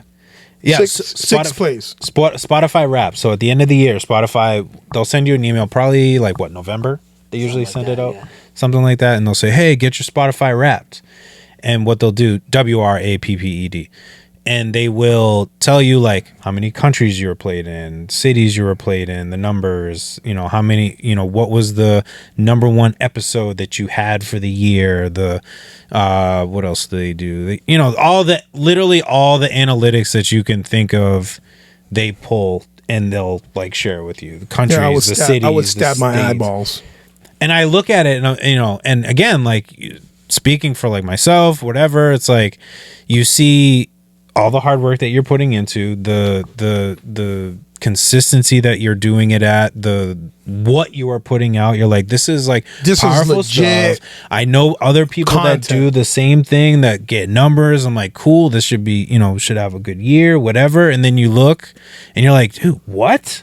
Like and then you see other people and like they have like 15 million streams, like 100 million. Like they're not like no one knows who you are, and you have that many. Like there's no way. It's like that joke. You'd be like, you listen to a podcast, and they'll be like, and then the Lord told me, it's what I did.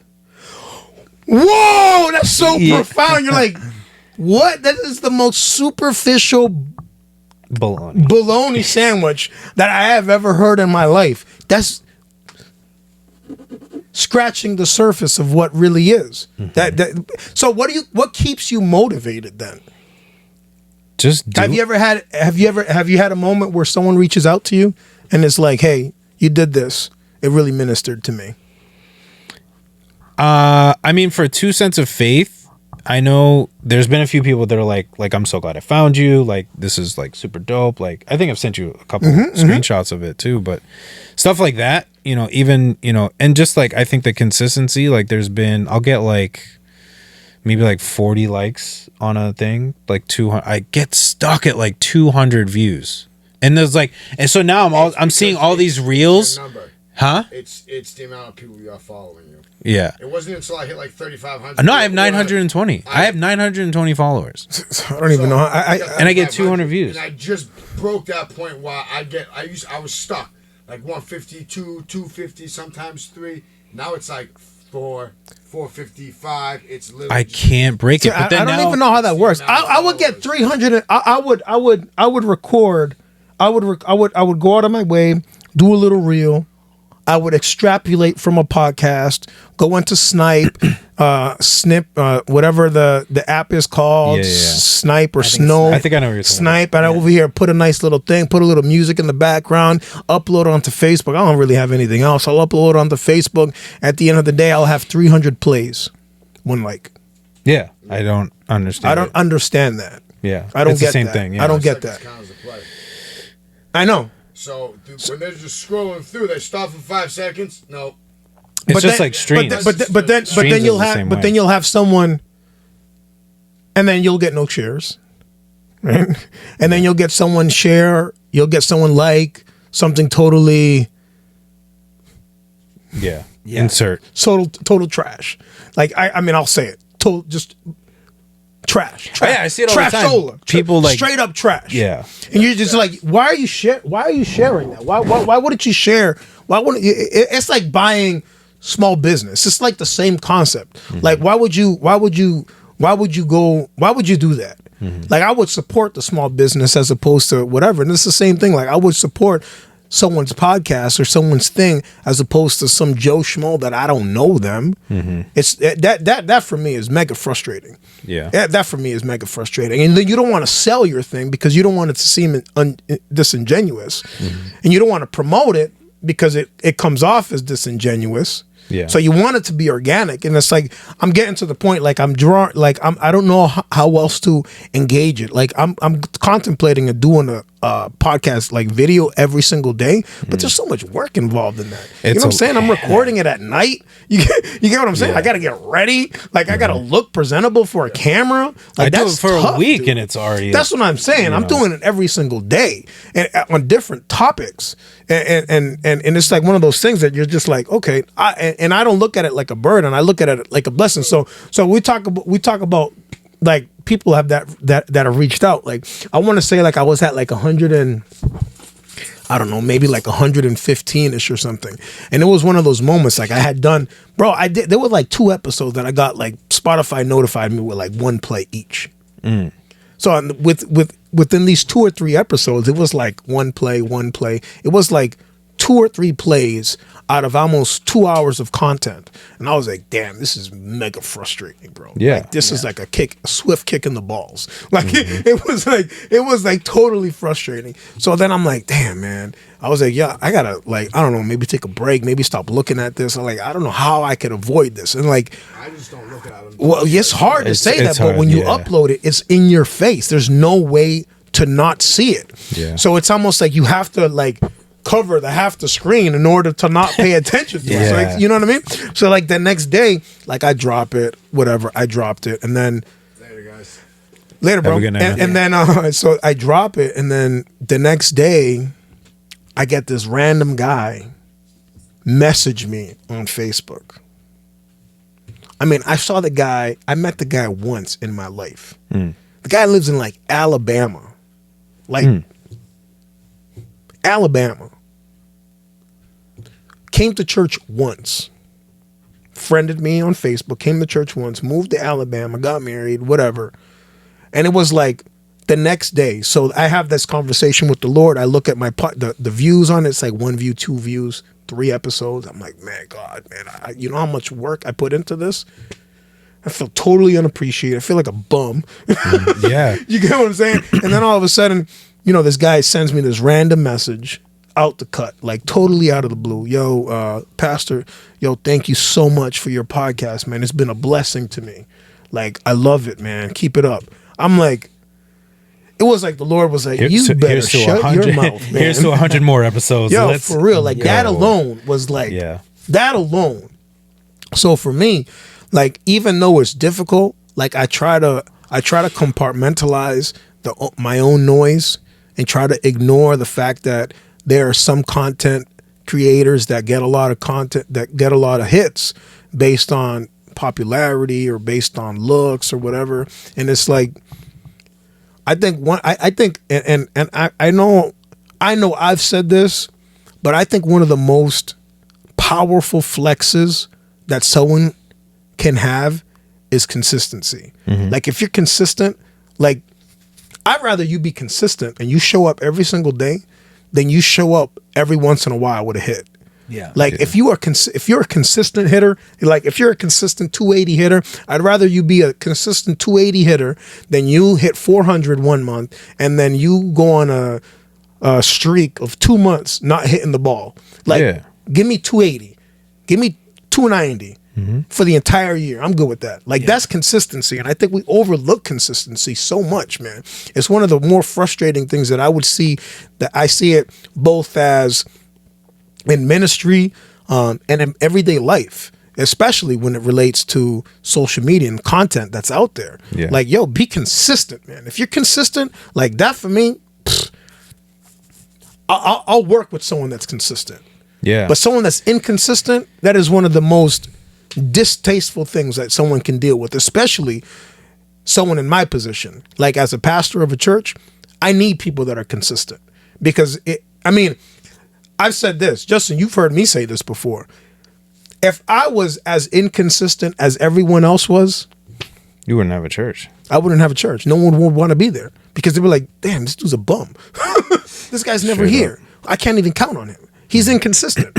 But you have to be consistent. You have to show up with people there or people not there. You have to show up. You have to be present. You have to put your best foot forward with views, not views, with content, with it shared, not shared. And you have to act. One of the more difficult things is you have to act like it doesn't bother you when deep down inside, it's eating at your soul. It's eating at you. Yeah. It's almost like, damn, what do I have to do?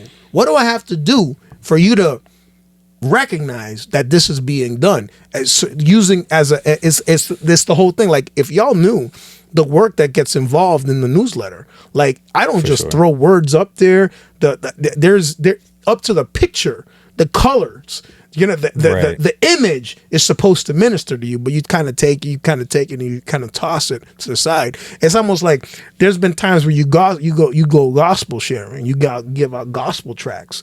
Someone, hey, hell is real, heaven is real, serve the Lord type stuff, and then you're over here giving them gospel tracks, and the unbeliever, the guy, the drug addict, the homeless person takes it, crumples it up in a ball, and just kind of throws it. That stinks. Like, because you see the person do it. And it's the same thing. So you do a newsletter, you're up till 3-4 o'clock in the morning trying to put in all this thought into something to bless the people, and it's like, they fold it up, put it away. Hey, have you read it? Nah, Pastor, I haven't read it. Yo. Slap. Yeah, yo, there's read value it, man. to it. There's value to it. You're too pious. You're too holy. You're too righteous. You know too much. My bad. This isn't for you then. That's like the pod. It's like the pod with the pod and stuff. It's like we, as we've grown and the views of what I want to do with the podcast, I'm like, there's so much value that we already have, and then value that I want to add to it. And it's like, I don't get why people. Like, we hear people all the time, they're like, oh, you guys are so consistent. We see you guys, we see you working. And it's like, you guys say that. And there's more people that are saying that.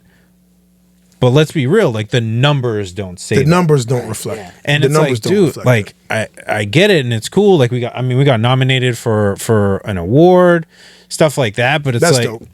but it's it's subjective, or what's relative. We'll talk about that after. But But it's both. Yeah, It's but both. it's stuff right? like that. Yeah, It's both. But like That's hard, man. But it's like, again, I know we're kind of. I mean, we could keep this in the pod, but it's like stuff like that, and then you'll see people post it like 1 week later, yo, to 50K streams. And I'm like, dude, how? Like, it makes you think whether or not it's organic. Like, how, like, that fast? Yeah, it's just it's one of those. I mean, I mean, there could be Like, you people have that to legit, wait a little bit. you get it to the blogs, you get it to the right places, Right. you're investing the money and stuff like that. I'm not going to knock that, and Oh, yeah. there are probably other people out there, Absolutely. but like, there's some people that I'm like, there's just no way. Yeah. There is just no way that quickly. If a month, 6 weeks, 2 months. Especially if it's something that's just subpar, you know what I mean? That's the if songs that are just come out and are just like, I'm like, dude, like, what? And then it's like, 50K plays. I'm like, how? Who is continuing to listen to this? Right, yeah. Who's listening to this garbage? But what keeps me going, for the pod, again, I learn, I take everything that, from the people that come on, and obviously we've shifted gears in trying to request people to come on versus having people ask to come on, because there's things that I'm looking for, so, and obviously people I want to talk to, so like, let's get them on the pod. Yeah. 2 cents, like, even if I see people that will, because you can like add it to your favorites, and I'll see people add it to their favorites, I'm like, word, like, you're saving this, like, you're pocketing this for maybe a later time, or you want to add a voiceover, you see people do like voiceovers or whatever, like whatever it may be, or share it with somebody. Cool. I've had one of my older songs, older secular songs, called Hoodie Season. It's like, welcome to the hoodie season. Ta-da! Welcome to the hoodie season. And I was like, dude, this was like off my first like official release album on like all streaming. I'd released 2 projects prior, but it was like whatever. Couldn't really like release it on streaming. And shot a video for Hoodie Season in the middle of May in like 80-degree weather with hoodies on. Awesome. Good choice. Smart, right? Don't think anything of it. I figure out how to get my music on TikTok. Like that, people can add to the clips. So all of a sudden I'm like, bling, so-and-so has added Hoodie Season to their video. And I'm like, yo, what is this? So I open it, and it's like people showing off their hoodies, and then the song in the With that background song. is It's your song. Yeah. Welcome to the hoodie season. Yeah, that's pretty dope. And I'm People like, that you don't know? people I have no idea. I'll see. Let me see if I can do it real quick. That's dope. That's pretty cool. Let me see if I can find it real quick. And I'm like, yo, for real? I'm like, would not expect that at all. I don't even know where my notifications are. This is how dumb I am. Oh, activity. Here we go. All right, hold on. Come on. But yeah, I'll get like people will just say like amen. People, on 2 cents, they'll say amen, whatever. So I'll just like, glory to God, God bless you. I try to like just respond real quick. And the responses are important because the responses kind of reset the algorithm. The engagement, the post engagements after whatever they call it, at least on Facebook. I don't know. Is that the song? Yeah. Welcome to the hoodie. And people just like advertising their stuff, or if they have a hoodie on, you have now arrived. And I'm like, yo, like I'm like, I never would have expected that song. Yeah. Again, like now that I think about it, I'm like, wow, that's like actually like a really marketable song. It is. Season, It is. the time of year. So I looked at it right now, 179. I mean, to me, I'm like, whoa, this is great. 179 videos. People have used that song. Dude, before. if I had And it's still going up. if I had an episode of Bread and Beans with 179 views, I think I would cry. Yeah, I'm like, dude, this is awesome. Yo, I think I would cry. I'd be like, yo, finally, We made it, mama. we made it. We come out the hood. We can come out the hood. Yeah. Yo, that would. Yo, I will say one thing, yo. For real. Low key, and this is one of the things that, like, for me, like, I know I have, like, so when it comes to the song that I did, right, I want to drop it. Like, I really do. Like, I want to drop it. But, like, part of me is, like, hesitant on dropping it because I don't want to be disappointed. Like, I'm being honest. I don't want to be disappointed. I don't want it to be like, again, because it's one thing, like, it's because I have a strength, right? Like, I could talk.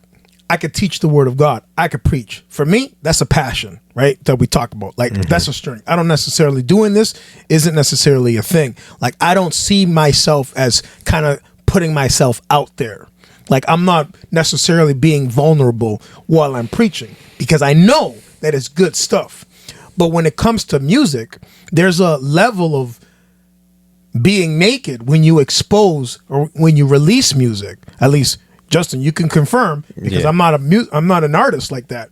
You know, it's one thing to do it in church. I play the drums. I'll sing. Like, I'm comfortable. That's a very comfortable setting for me. That's like by myself. You know, Justin invites me to the studio to play the drums. I'm like nervous. I'm like not knowing how to hold sticks, but you get me in church, I'm gonna kill a beat. You got what I mean? Yeah. But it's like, again, there's a level of comfort that I don't necessarily have. So when I do the song, that song got me super nervous. Like, I have everything that I need to drop it on Spotify, Apple Music, and do everything. Like a single cover and everything. But it's like part of me doesn't want to do it because it's like I don't want to. There's like a different level of criticism that goes into it. I know. When like music versus like putting out music versus like doing something like that. Cause like not that you know the expectation at church, but like there isn't like that level of judgment when it comes to doing it at church versus like music, because then or releasing music, because then there's like that expectation. Oh, you're releasing music because obviously like you want to get a lot of plays.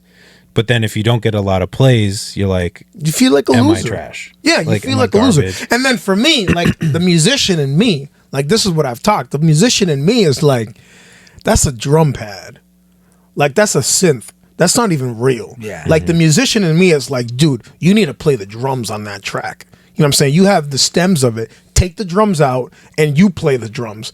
You hit up Justin and say, yo, I need 15 minutes of studio time to drop a beat, to play something and have your boy work his magic. Like, I'm to that point. But then I'm like, part of me is like, man, you know how many different variations to an actual song they have? There's radio sessions, there's studio session songs. I'm just like, if you really are about that, you'll just drop it as a radio session or as a studio session and then drop another one with a live beat as a live session, you know what I'm saying? As the acoustic session. Record it at church. Record it at church or put it on whatever.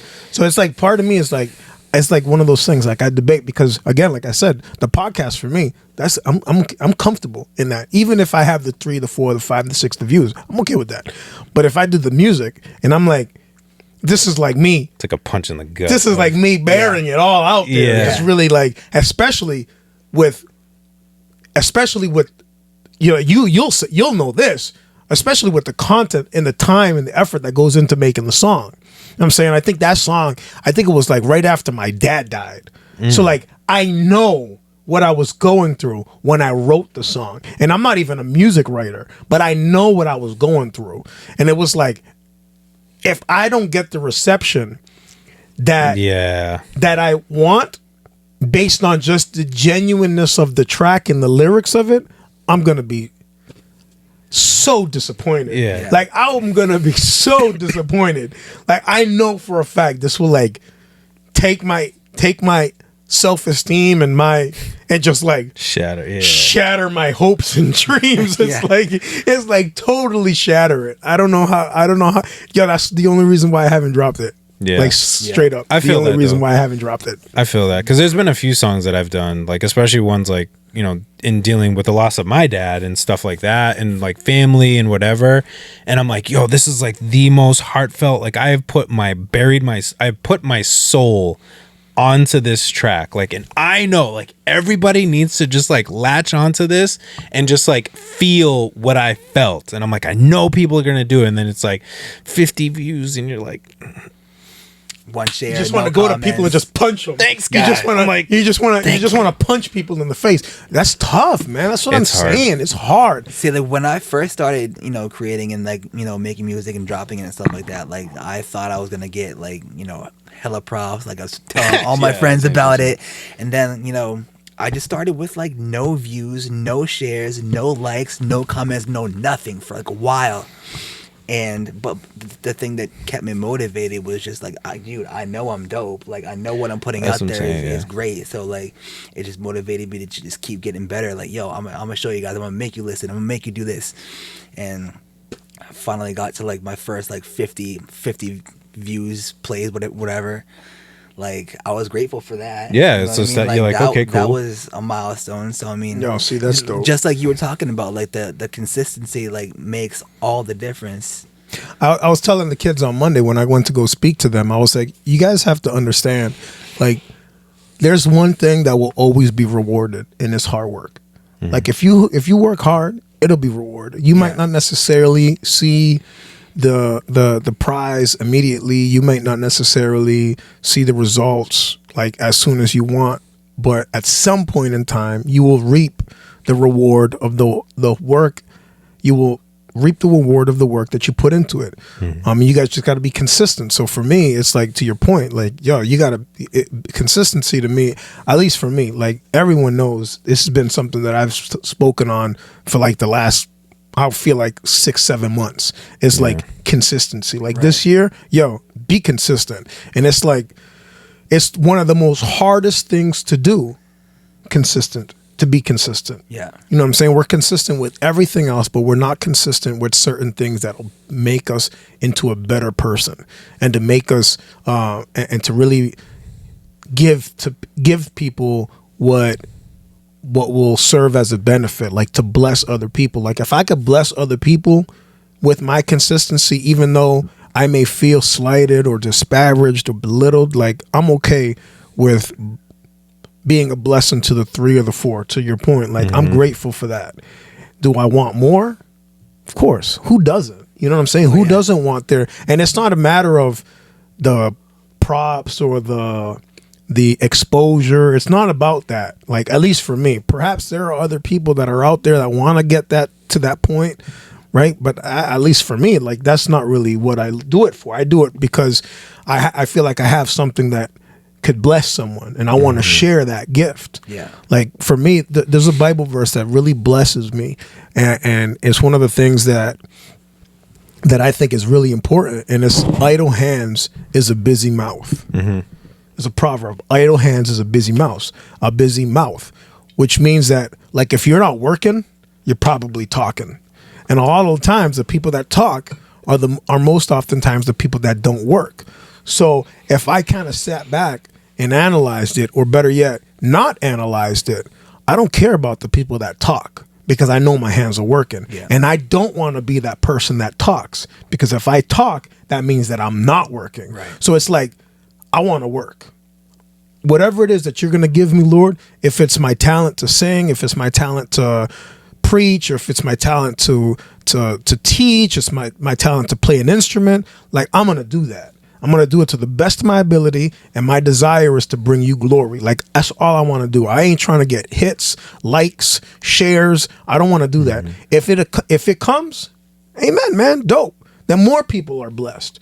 It's never been a matter of views for me. Yeah. It's never been a matter of that. Yeah, my flesh, right? My flesh is like, damn, man, I put 3 hours into this, Right. 4 hours into this, and ain't no one even looking at this stuff, man. You kidding me? Yeah. And then I'm just like, amen. Whatever, Lord. 3 views, glory to God. Yeah. You know what I'm saying? I'm okay with that. Absolutely. Whatever, man. Because Yeah. that's 3 views is 3 lives. Yeah. And 3 lives could be 3 souls. Yeah. And 3 souls is 3 households. And 3 households are children. And children is a spouse. And a spouse is a friend. And a friend is a cousin. And a cousin is a household. You get what I'm saying? So I'm looking And at it's like generational, that it's too. generational. So if I could touch, if one thing touches one person, I know that one person can ultimately impact impact 3, 4, 5 different people down the road. You know, you leave here, you go to your house, you bless the people in your house, then all of a sudden you turn around, the people in your house are blessed, and then they're blessed based on the vicariously living through the blessing of you. You know what I mean? So it's one of those things that, like, yeah, you might not necessarily see the full impact of it, but it's there. Yeah. You know, it's one of those things like, yeah, focus on the task at hand, focus on what you have the ability to control over, and everything else kind of just let the seed fall where they may. You just be consistent. Like, that's been the word for me. Like, yo, just be consistent, man. Absolutely. Be consistent. That's and it. no one is consistent nowadays, bro. No one's consistent. Straight up, I'll say it. You have more people that are inconsistent, criticizing consistent people, than you have consistent people. Yeah. They're Like, consistently inconsistent. They're consistently inconsistent, and the people that are consistently inconsistent are consistently criticizing those people that are consistent. Right. It's like this is like a tongue twister, but it's true. a tongue twister, but it is as true can be. So what are we supposed to do? The people that are consistent, and it's not a matter of we and them, but it's just, you know, based on this is the parameters this that is you're setting. this is an objective. This is an objective thing. This is what it is. This isn't subjective. This is objective reality. This is what it is. Yeah. So what are you supposed to do? Nah, man, just be consistent. Be consistent. And if people want to be the criticizer, people want to be inconsistent, and people want to be consistently inconsistent, then be consistent, bro. Be consistently consistent, and let the other people that are inconsistent be consistently inconsistent. Right. Yeah. Straight up, y'all bro. catch No, that? yeah, Yo, yeah. straight up. Straight Put up. the subtitles on there for you. for Straight that up. one, but it makes sense, man. You know what I'm saying? I like yo. The other day, I had this, I don't want to say premonition, this thought, this thing that just dropped on me. I have to, and I think there are certain people that have to be, listen to what I'm going to say, which is out there. This is like something that I have not shared with anybody. You heard it here first. No, just kidding. Yo, straight up, you heard it here first. And when I leave here, I'm going to end up posting something similar to this. This is a personal thing with me. And I don't know if this is like flesh Eric or like Holy Spirit saying this. I have to be unapologetic with my consistency. Yep. Yo, get you're that. inconsistent. That's a you problem. Absolutely. I don't want to hear you. Like, it's not a matter of you're beneath me. It's not. It ain't nothing like that. Just don't judge But the work that I'm doing. I don't have Bingo. to. I don't have to explain why I'm doing what I'm doing, the consistency of it all, and everything I don't else. have to answer to anybody. Like, Be unapologetic in your consistency. Yo, you want to be inconsistent? You do you. I'm gonna keep doing what I'm doing. If I reach 5 people, I reach 5 people. If I reach one person, I reach one person. But at least in my consistency, I'm doing work. And unfortunately, in your inconsistency, you're not. And you're not reaching people either. And you're not reaching people. Your number is 0. You're being a hindrance, actually. Yeah, your number is 0, so you don't even get 1. You don't get anybody. Right? You know, it's like with music now with 2 cents. It's and it's the same thing of how music has affected me. You know, even in the past, of the music that I really liked. My goal is for the impact, not on what I see through social media of, hey, good job, oh, that was a great thing, but what it does for you behind closed doors. What, like, maybe nobody else knows about. For sure. What man. ministers to you, or like, you know, back in the day, there was that one song that you're like, yo, that got me through the toughest times that I was listening to. You don't see that necessarily right out in the front, but like, you know, when you're crying in your bedroom and there's a song that you're listening to and that's getting you through. Bro, you find the song. Yeah. You go to the song, right? You get past, you overcome that moment. A year down the road comes around. A year passes, what do? You go back to the well. You go back to the press song that play. helped you get through that moment. You go back, you kind of dust it off, and you kind of play Yeah. it again, and all those emotions you come back, and right it brings you back. right back, and you get over, and you overcome it again, man. Yeah.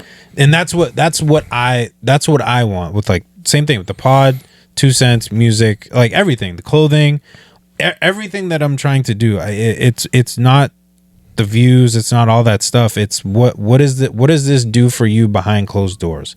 If you wear an HMF shirt and somebody's like, yo, what's that shirt? Oh, that verse really speaks to me. What is that about? Yo, There you go. That's an again, opportunity. same thing with there you go. same thing with preaching. Yo. So the other day, I go to the Topsfield Fair. Dude, I wore one of those. I had like 5 people. Yo, I love that sweater. Yo, I go to let's the do it. I go to the Topsfield Fair the other day. I have the bread and beans hoodie on. Mm-hmm. First person buying tickets to get in. That's an interesting hoodie. What does that mean? Oh, I looked at my wife and I was like, huh? Bread and Beans is a podcast that I do. A podcast, what's it about? I'm a pastor. Check it out. Bread and Beans is on Spotify.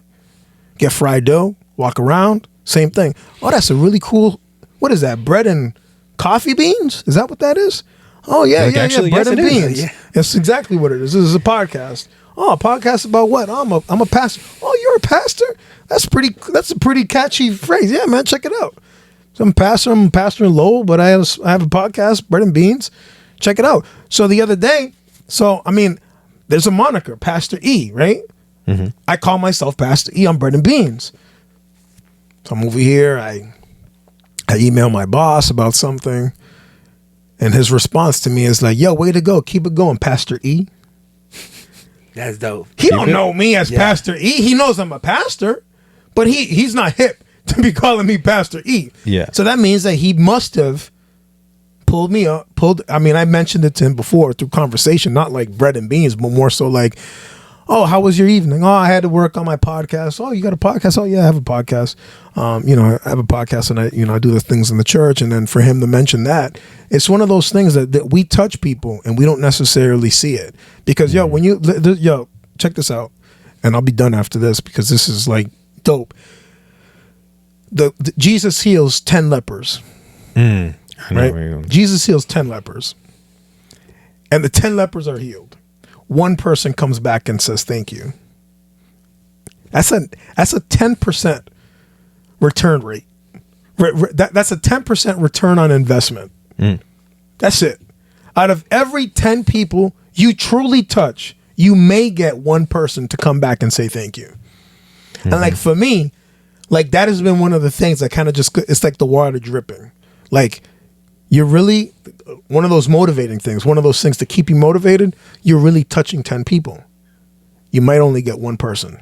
You're really touching 100 people. You might only get 10 people to come back and say, yo, thank you. Yeah. That really blessed me.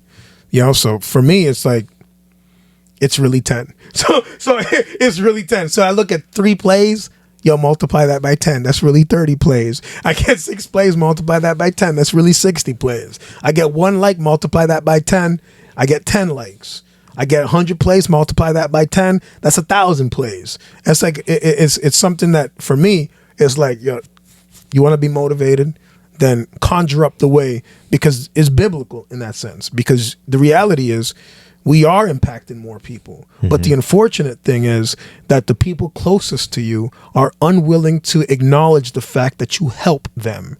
You know what I'm saying? We say it all the time. Yeah. It's like you would be more likely to say thank you to a stranger than you are to say thank you to the person that's next to you. Yeah. You know what I'm saying? And that's true within families that are secular and or believers. I'm not only speaking to Christian people. This is true for an unbeliever. You know, you're more likely to say thank you to the person holding the door for you when you go into the store than you are to say thank you to your spouse that lets you in. You know what I mean? It's one of those things that you're just like, I think we take it for granted when it's like the people just a that reality, are close man. to us. I think we take it for granted. Oh, like, you know, I don't know if it's like they're supposed to do that, or like, you know, they know that I am thankful for what they said, but it's like sometimes it's just cool to hear it. You know what I'm saying? Just say it from time to time, you know. It's one just of those to let me know. Bro, it's one of those things that yo, dude, so Dad's passed away 6 years in December, Bro, 6 years in December, my dad's passed away. That means that I've been preaching at the church for like 6 years. I want to say like 2 years ago, my mom told me for the first time, good job. This is no knock on her. You know what I'm saying? Because she's going through she's trying to compartmentalize and overcome her own issues. But I'm talking about like on a sermon. Like I know for a fact that that's a good preaching. Like I know for a fact that these are good preachings. These are good sermons. It took my mom 3 years to tell me, hey, good preaching. I remember in conversation, like I was like, yo, my mom told me for the first time, good job preaching. This is to the point that I'm talking about. Right. Yo, sometimes, man, you have such an amazing person next to you, an amazing person with you. You have amazing pastors, amazing ministers that are in your life, amazing, just amazing people in your life, man. And it weighs, there is no burden that is placed on you to just be like, yo, good job, man. Yeah. Thank you for everything that you do. Appreciate you. I appreciate you. Yeah. Bro. That blessed me. Yo, that weighs nothing. Absolutely nothing. And it's the hardest thing to do. Yeah. It is the hardest. Yeah. It is so hard for someone to show appreciation to the people that are you're closest with. I don't know why. Yeah. Maybe it's I take it for granted, or there's a level of comfort, or this is kind of what you should do. Like, don't tell me I had a boy on things that you ought to do. Like, but it's like, Yeah. I don't have to do it. Again, it's just one of those things. Like I say, I've mentioned this with like my job and stuff. It's like you know, I do my job not because I want the recognition or the awards or the plaques or whatever, the stipends, whatever it may be. I love doing my job, but when you're only hearing the negative things that you're supposedly doing, air quotes, for those that aren't watching, air quotes, 6 of you, appreciate y'all. Or, you know, Dig. stuff like that. It's like, Dig. yeah.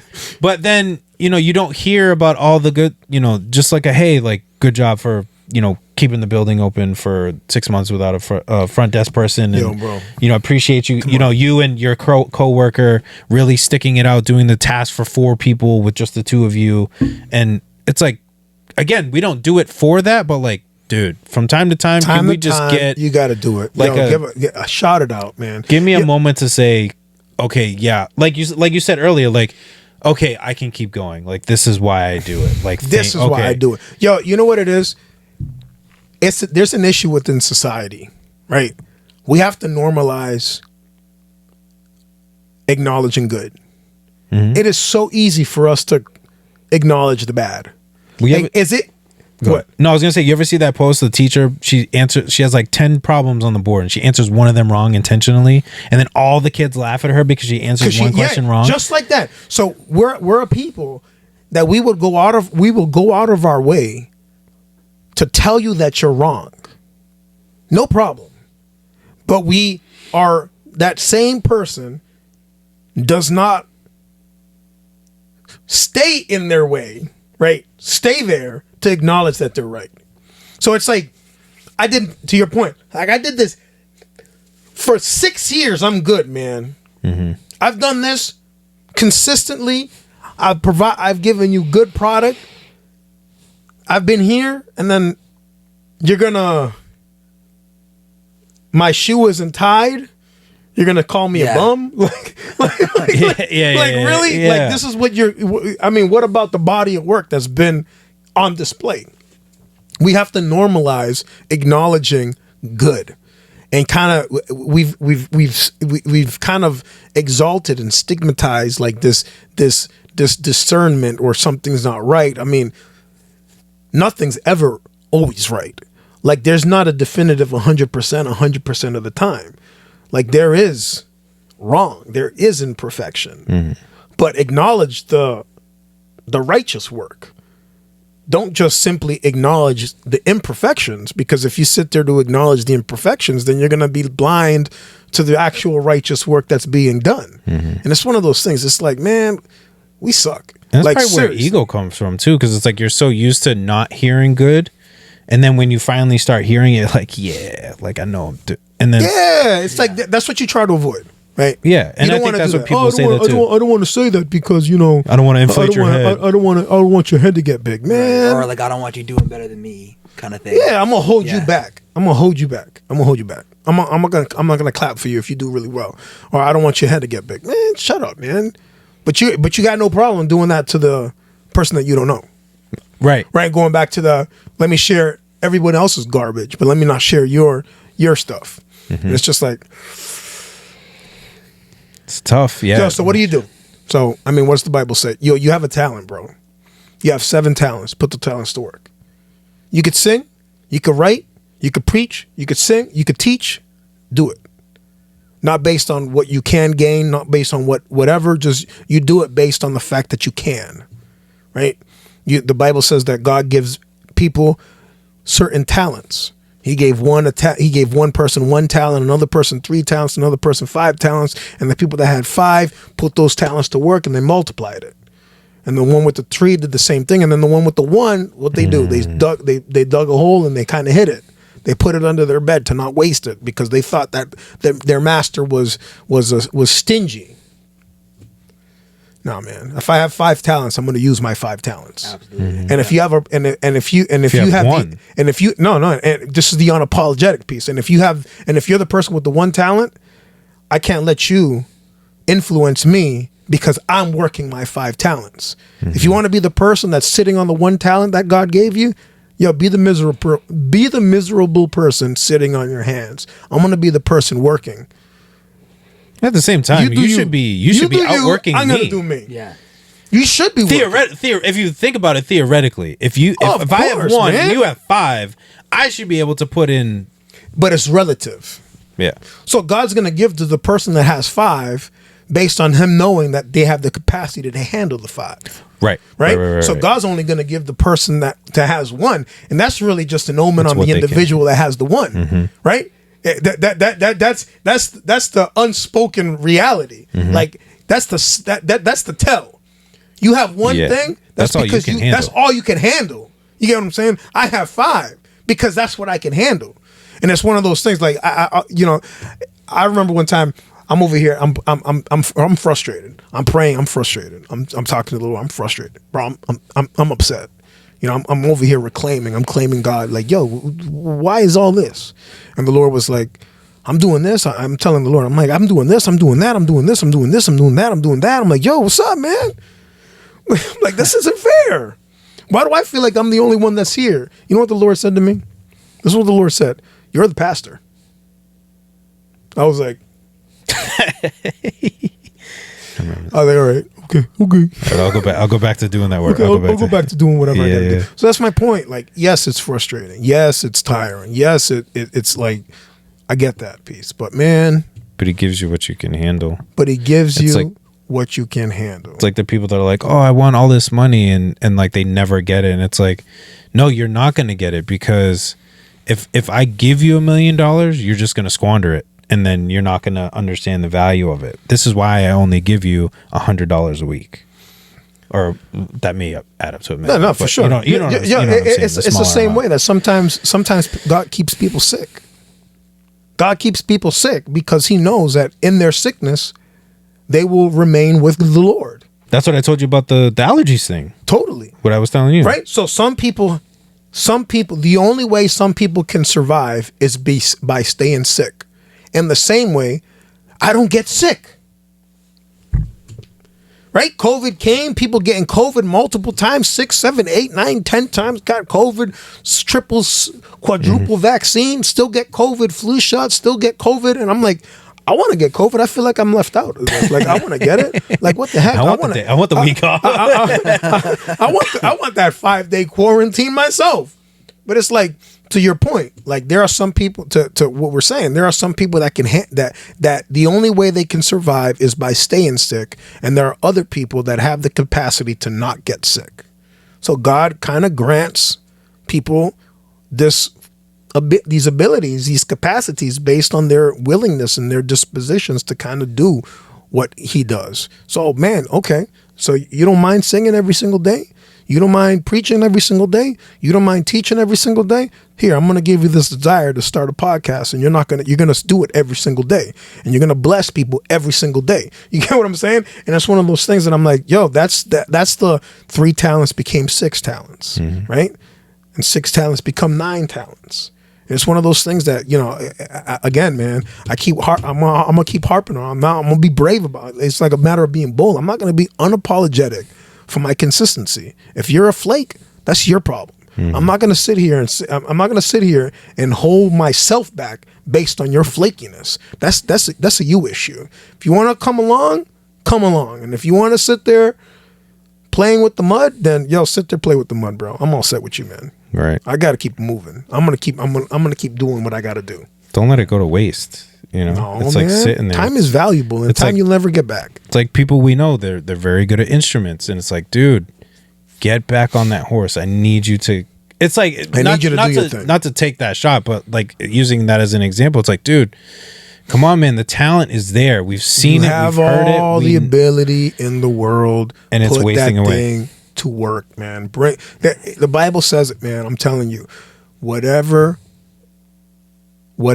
opportunity comes to your hand to do it for the glory of the Lord. And then another verse that goes, everything you do it with all your power, with all your might, and with all your heart.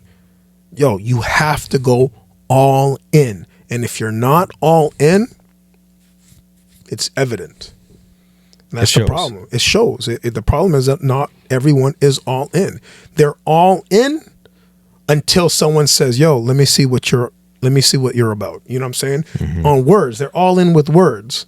And then when it's time to kind of like, when they go, let's go out to go eat. Let's go out. Everyone go eat. And then they're like, when you get there, they're like, what are you going to have? No, I'll just have some appetizers.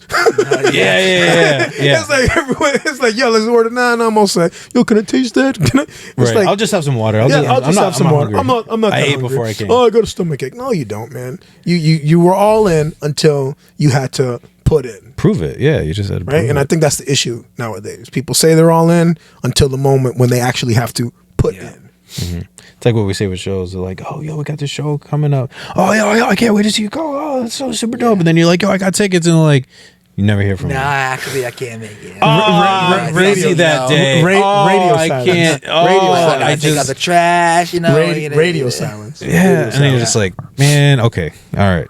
So that's why I Or I can't wait to hear your album. Can't wait to hear this song that's coming out. Oh yeah, here it is. I don't have to. there's only 2 plays and one of them's mine. So I know who's listening to it. So it's definitely not you. So share, care to input on that one? I've had not like literally, but like instances like that. Like I've had like there would be like 6 plays or something. One of them would be mine, and then I would have like 5 other people that were like, I listened to that track. I'm like, I appreciate it. And then the one person is like, yeah, I'm all about it. Yeah, listen to it. No, you didn't. How'd it go? How was it? Yeah. It was nice. What's your favorite part? Yeah. It's like the people that send us inboxes of like, I love your music. Oh, it's super dope. It's like the scammers and stuff, or like people that want us to like pay like thousands of dollars for marketing and stuff. They're like, I love your music. It's super dope. I'm like, yeah, which song you like? I'm like, which one? I heard your music. It was super dope. Yeah, which song? Which song attracted you to want to email me? You call them out real quick.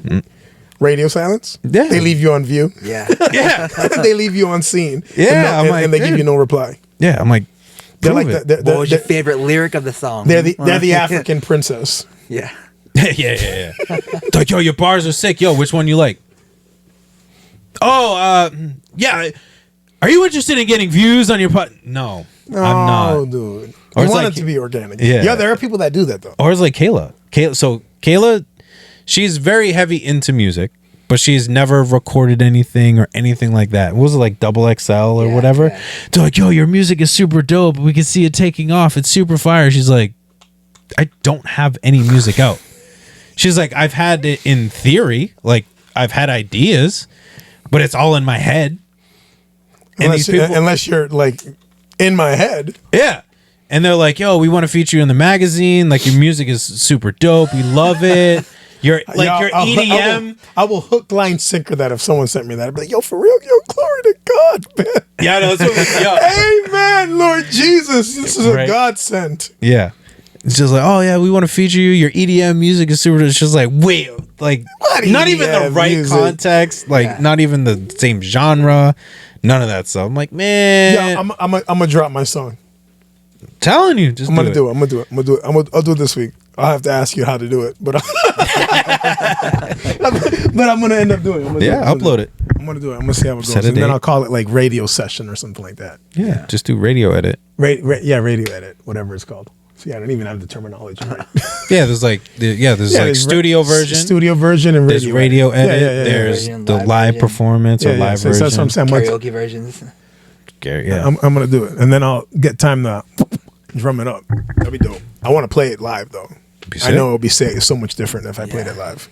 Well, if we do that thing in May, This is true. Oh, with a camera guy, I'm just saying. camera guy, Get Crispy, see if Crispy come on. video, Or if you want someone specific. I don't know. I got people that do that. I don't know that stuff. I mean, I know. I'm sure I could get people to do it, but you know what I mean. Just saying. It's an Dude, I'm saying If it's out. I got to do it. All right, that's it. Yeah, last time I started and I was like podcast. Now you got- and now Let's go. Now it's round 2. Oh yeah, let's go. Word. See? Word. That's what I'm saying. This is like, to kind of close it out because it's like 9:22. Damn. Yeah. I just get fed off of this stuff. You know, whether it's music, if it's me unleashing things that I need to unleash or share, it's beautiful. Podcasts, you know, the guests that we have, I take everything in. You know, I leave just fulfilled for the most part. You know, majority of them. A couple of outliers, but hey, it happens, and that's just being honest. It may not be for me. It could be for somebody else. Yeah, for Cool. sure. And then 2 cents, everything else, the clothing, you know, it's just about just getting fed and, you know, just hopefully trying to feed other people. It's being a blessing, man. We bless people that we're aware of, and then we also bless people that we're unaware of. Yeah. And it's the possibility of blessing the person that we're unaware of. That for me is super important. At least I've tried to make it important. That's Like, what I went I in want with that 2 to be cents. like ingrained in me. Like I'm doing this, and I know someone is going to end up being blessed by this. Yeah. Yeah. That's what I did with 2 cents. I told the Lord, I said, whatever happens, happens. 1 view, 10 views, whatever happens, happens. I'm going to do it. And then, you know, now it's like, you know, I'm trying to figure out how to get over that 250 whatever block of views or whatever. But it's like 250 people, you know, we'll get like 30 likes. That's 250 people, bro. 30 likes, you know, whatever. Some people are like, oh, that's so small. But like, hey, that's 30 people, whatever. You know, we'll get, you know, 5 amens or whatever. Or I'm telling you, man. two add to favorites. I like that. I'm like, cool. I'm like, word. You know, I'll open it up. I'll see, you know, maybe like 38 notifications. I'm like, word, cool. That's it. And then like the hoodie season thing, like what I've been trying to do is like anytime, because it gives me a notification when they do it, I'll go onto the post, and usually I'm like the first one to comment on it too. But I'll go on and just say, hey, I appreciate you. Thank you for using the song. That cycles it. Thank you for using the song. And social Appreciate media, you. That cycles it. I'll like it, and then some people will reply, some people don't. Whatever. But I just want to show my appreciation for it and just say, hey, thank you for using the song. Appreciate it. Thank you. Word. Peace out, Cub Scout. Yo, peace out, Cub Scout. I like that. Peace, chicken grease. Another one. Sure thing, chicken wing. I never heard that one. Sure thing, chicken wing. Yeah, never heard that. You never heard that? No. Maybe I made it up. We should end the podcast with that from now on. Sure thing, Sure thing, chicken wing. But anyways, I appreciate you as always for coming back. Faux show. Got some new movement now. Yes, now sir. we're gonna do something new. Drop a song. Yeah, Look out for it. we'll promote it for sure. Word. I want to thank everybody as always for tuning in. Shout out to Crispy. He unfortunately doesn't have his little guest spot that he usually does when we rap. How he pops up in front of the screen, I'll Photoshop a picture of him Have him kind of come in, like, You have him come out of the bag. yeah, it just slides across the screen. It's just a picture of his face, but like a appreciate cardboard you. cutout. Yeah. Shout out to Kayla as well. Appreciate you. Love you. God bless to everybody. Thank you so Yes, much sir. for Amen. everybody that supports this podcast. Check out the Bread and Beans podcast. Just great content. Will definitely get you spiritually fed. Check it out. New episode every day, Monday through Friday. Monday through Friday drops at 4 a.m. 4 a.m. So no excuses for you early risers, and no excuse for anybody that wakes up anytime after that. Yeah, man. Check it out. And you got all weekend to catch up too, because there's none dropping, so you can catch up. There you go. And be consistent.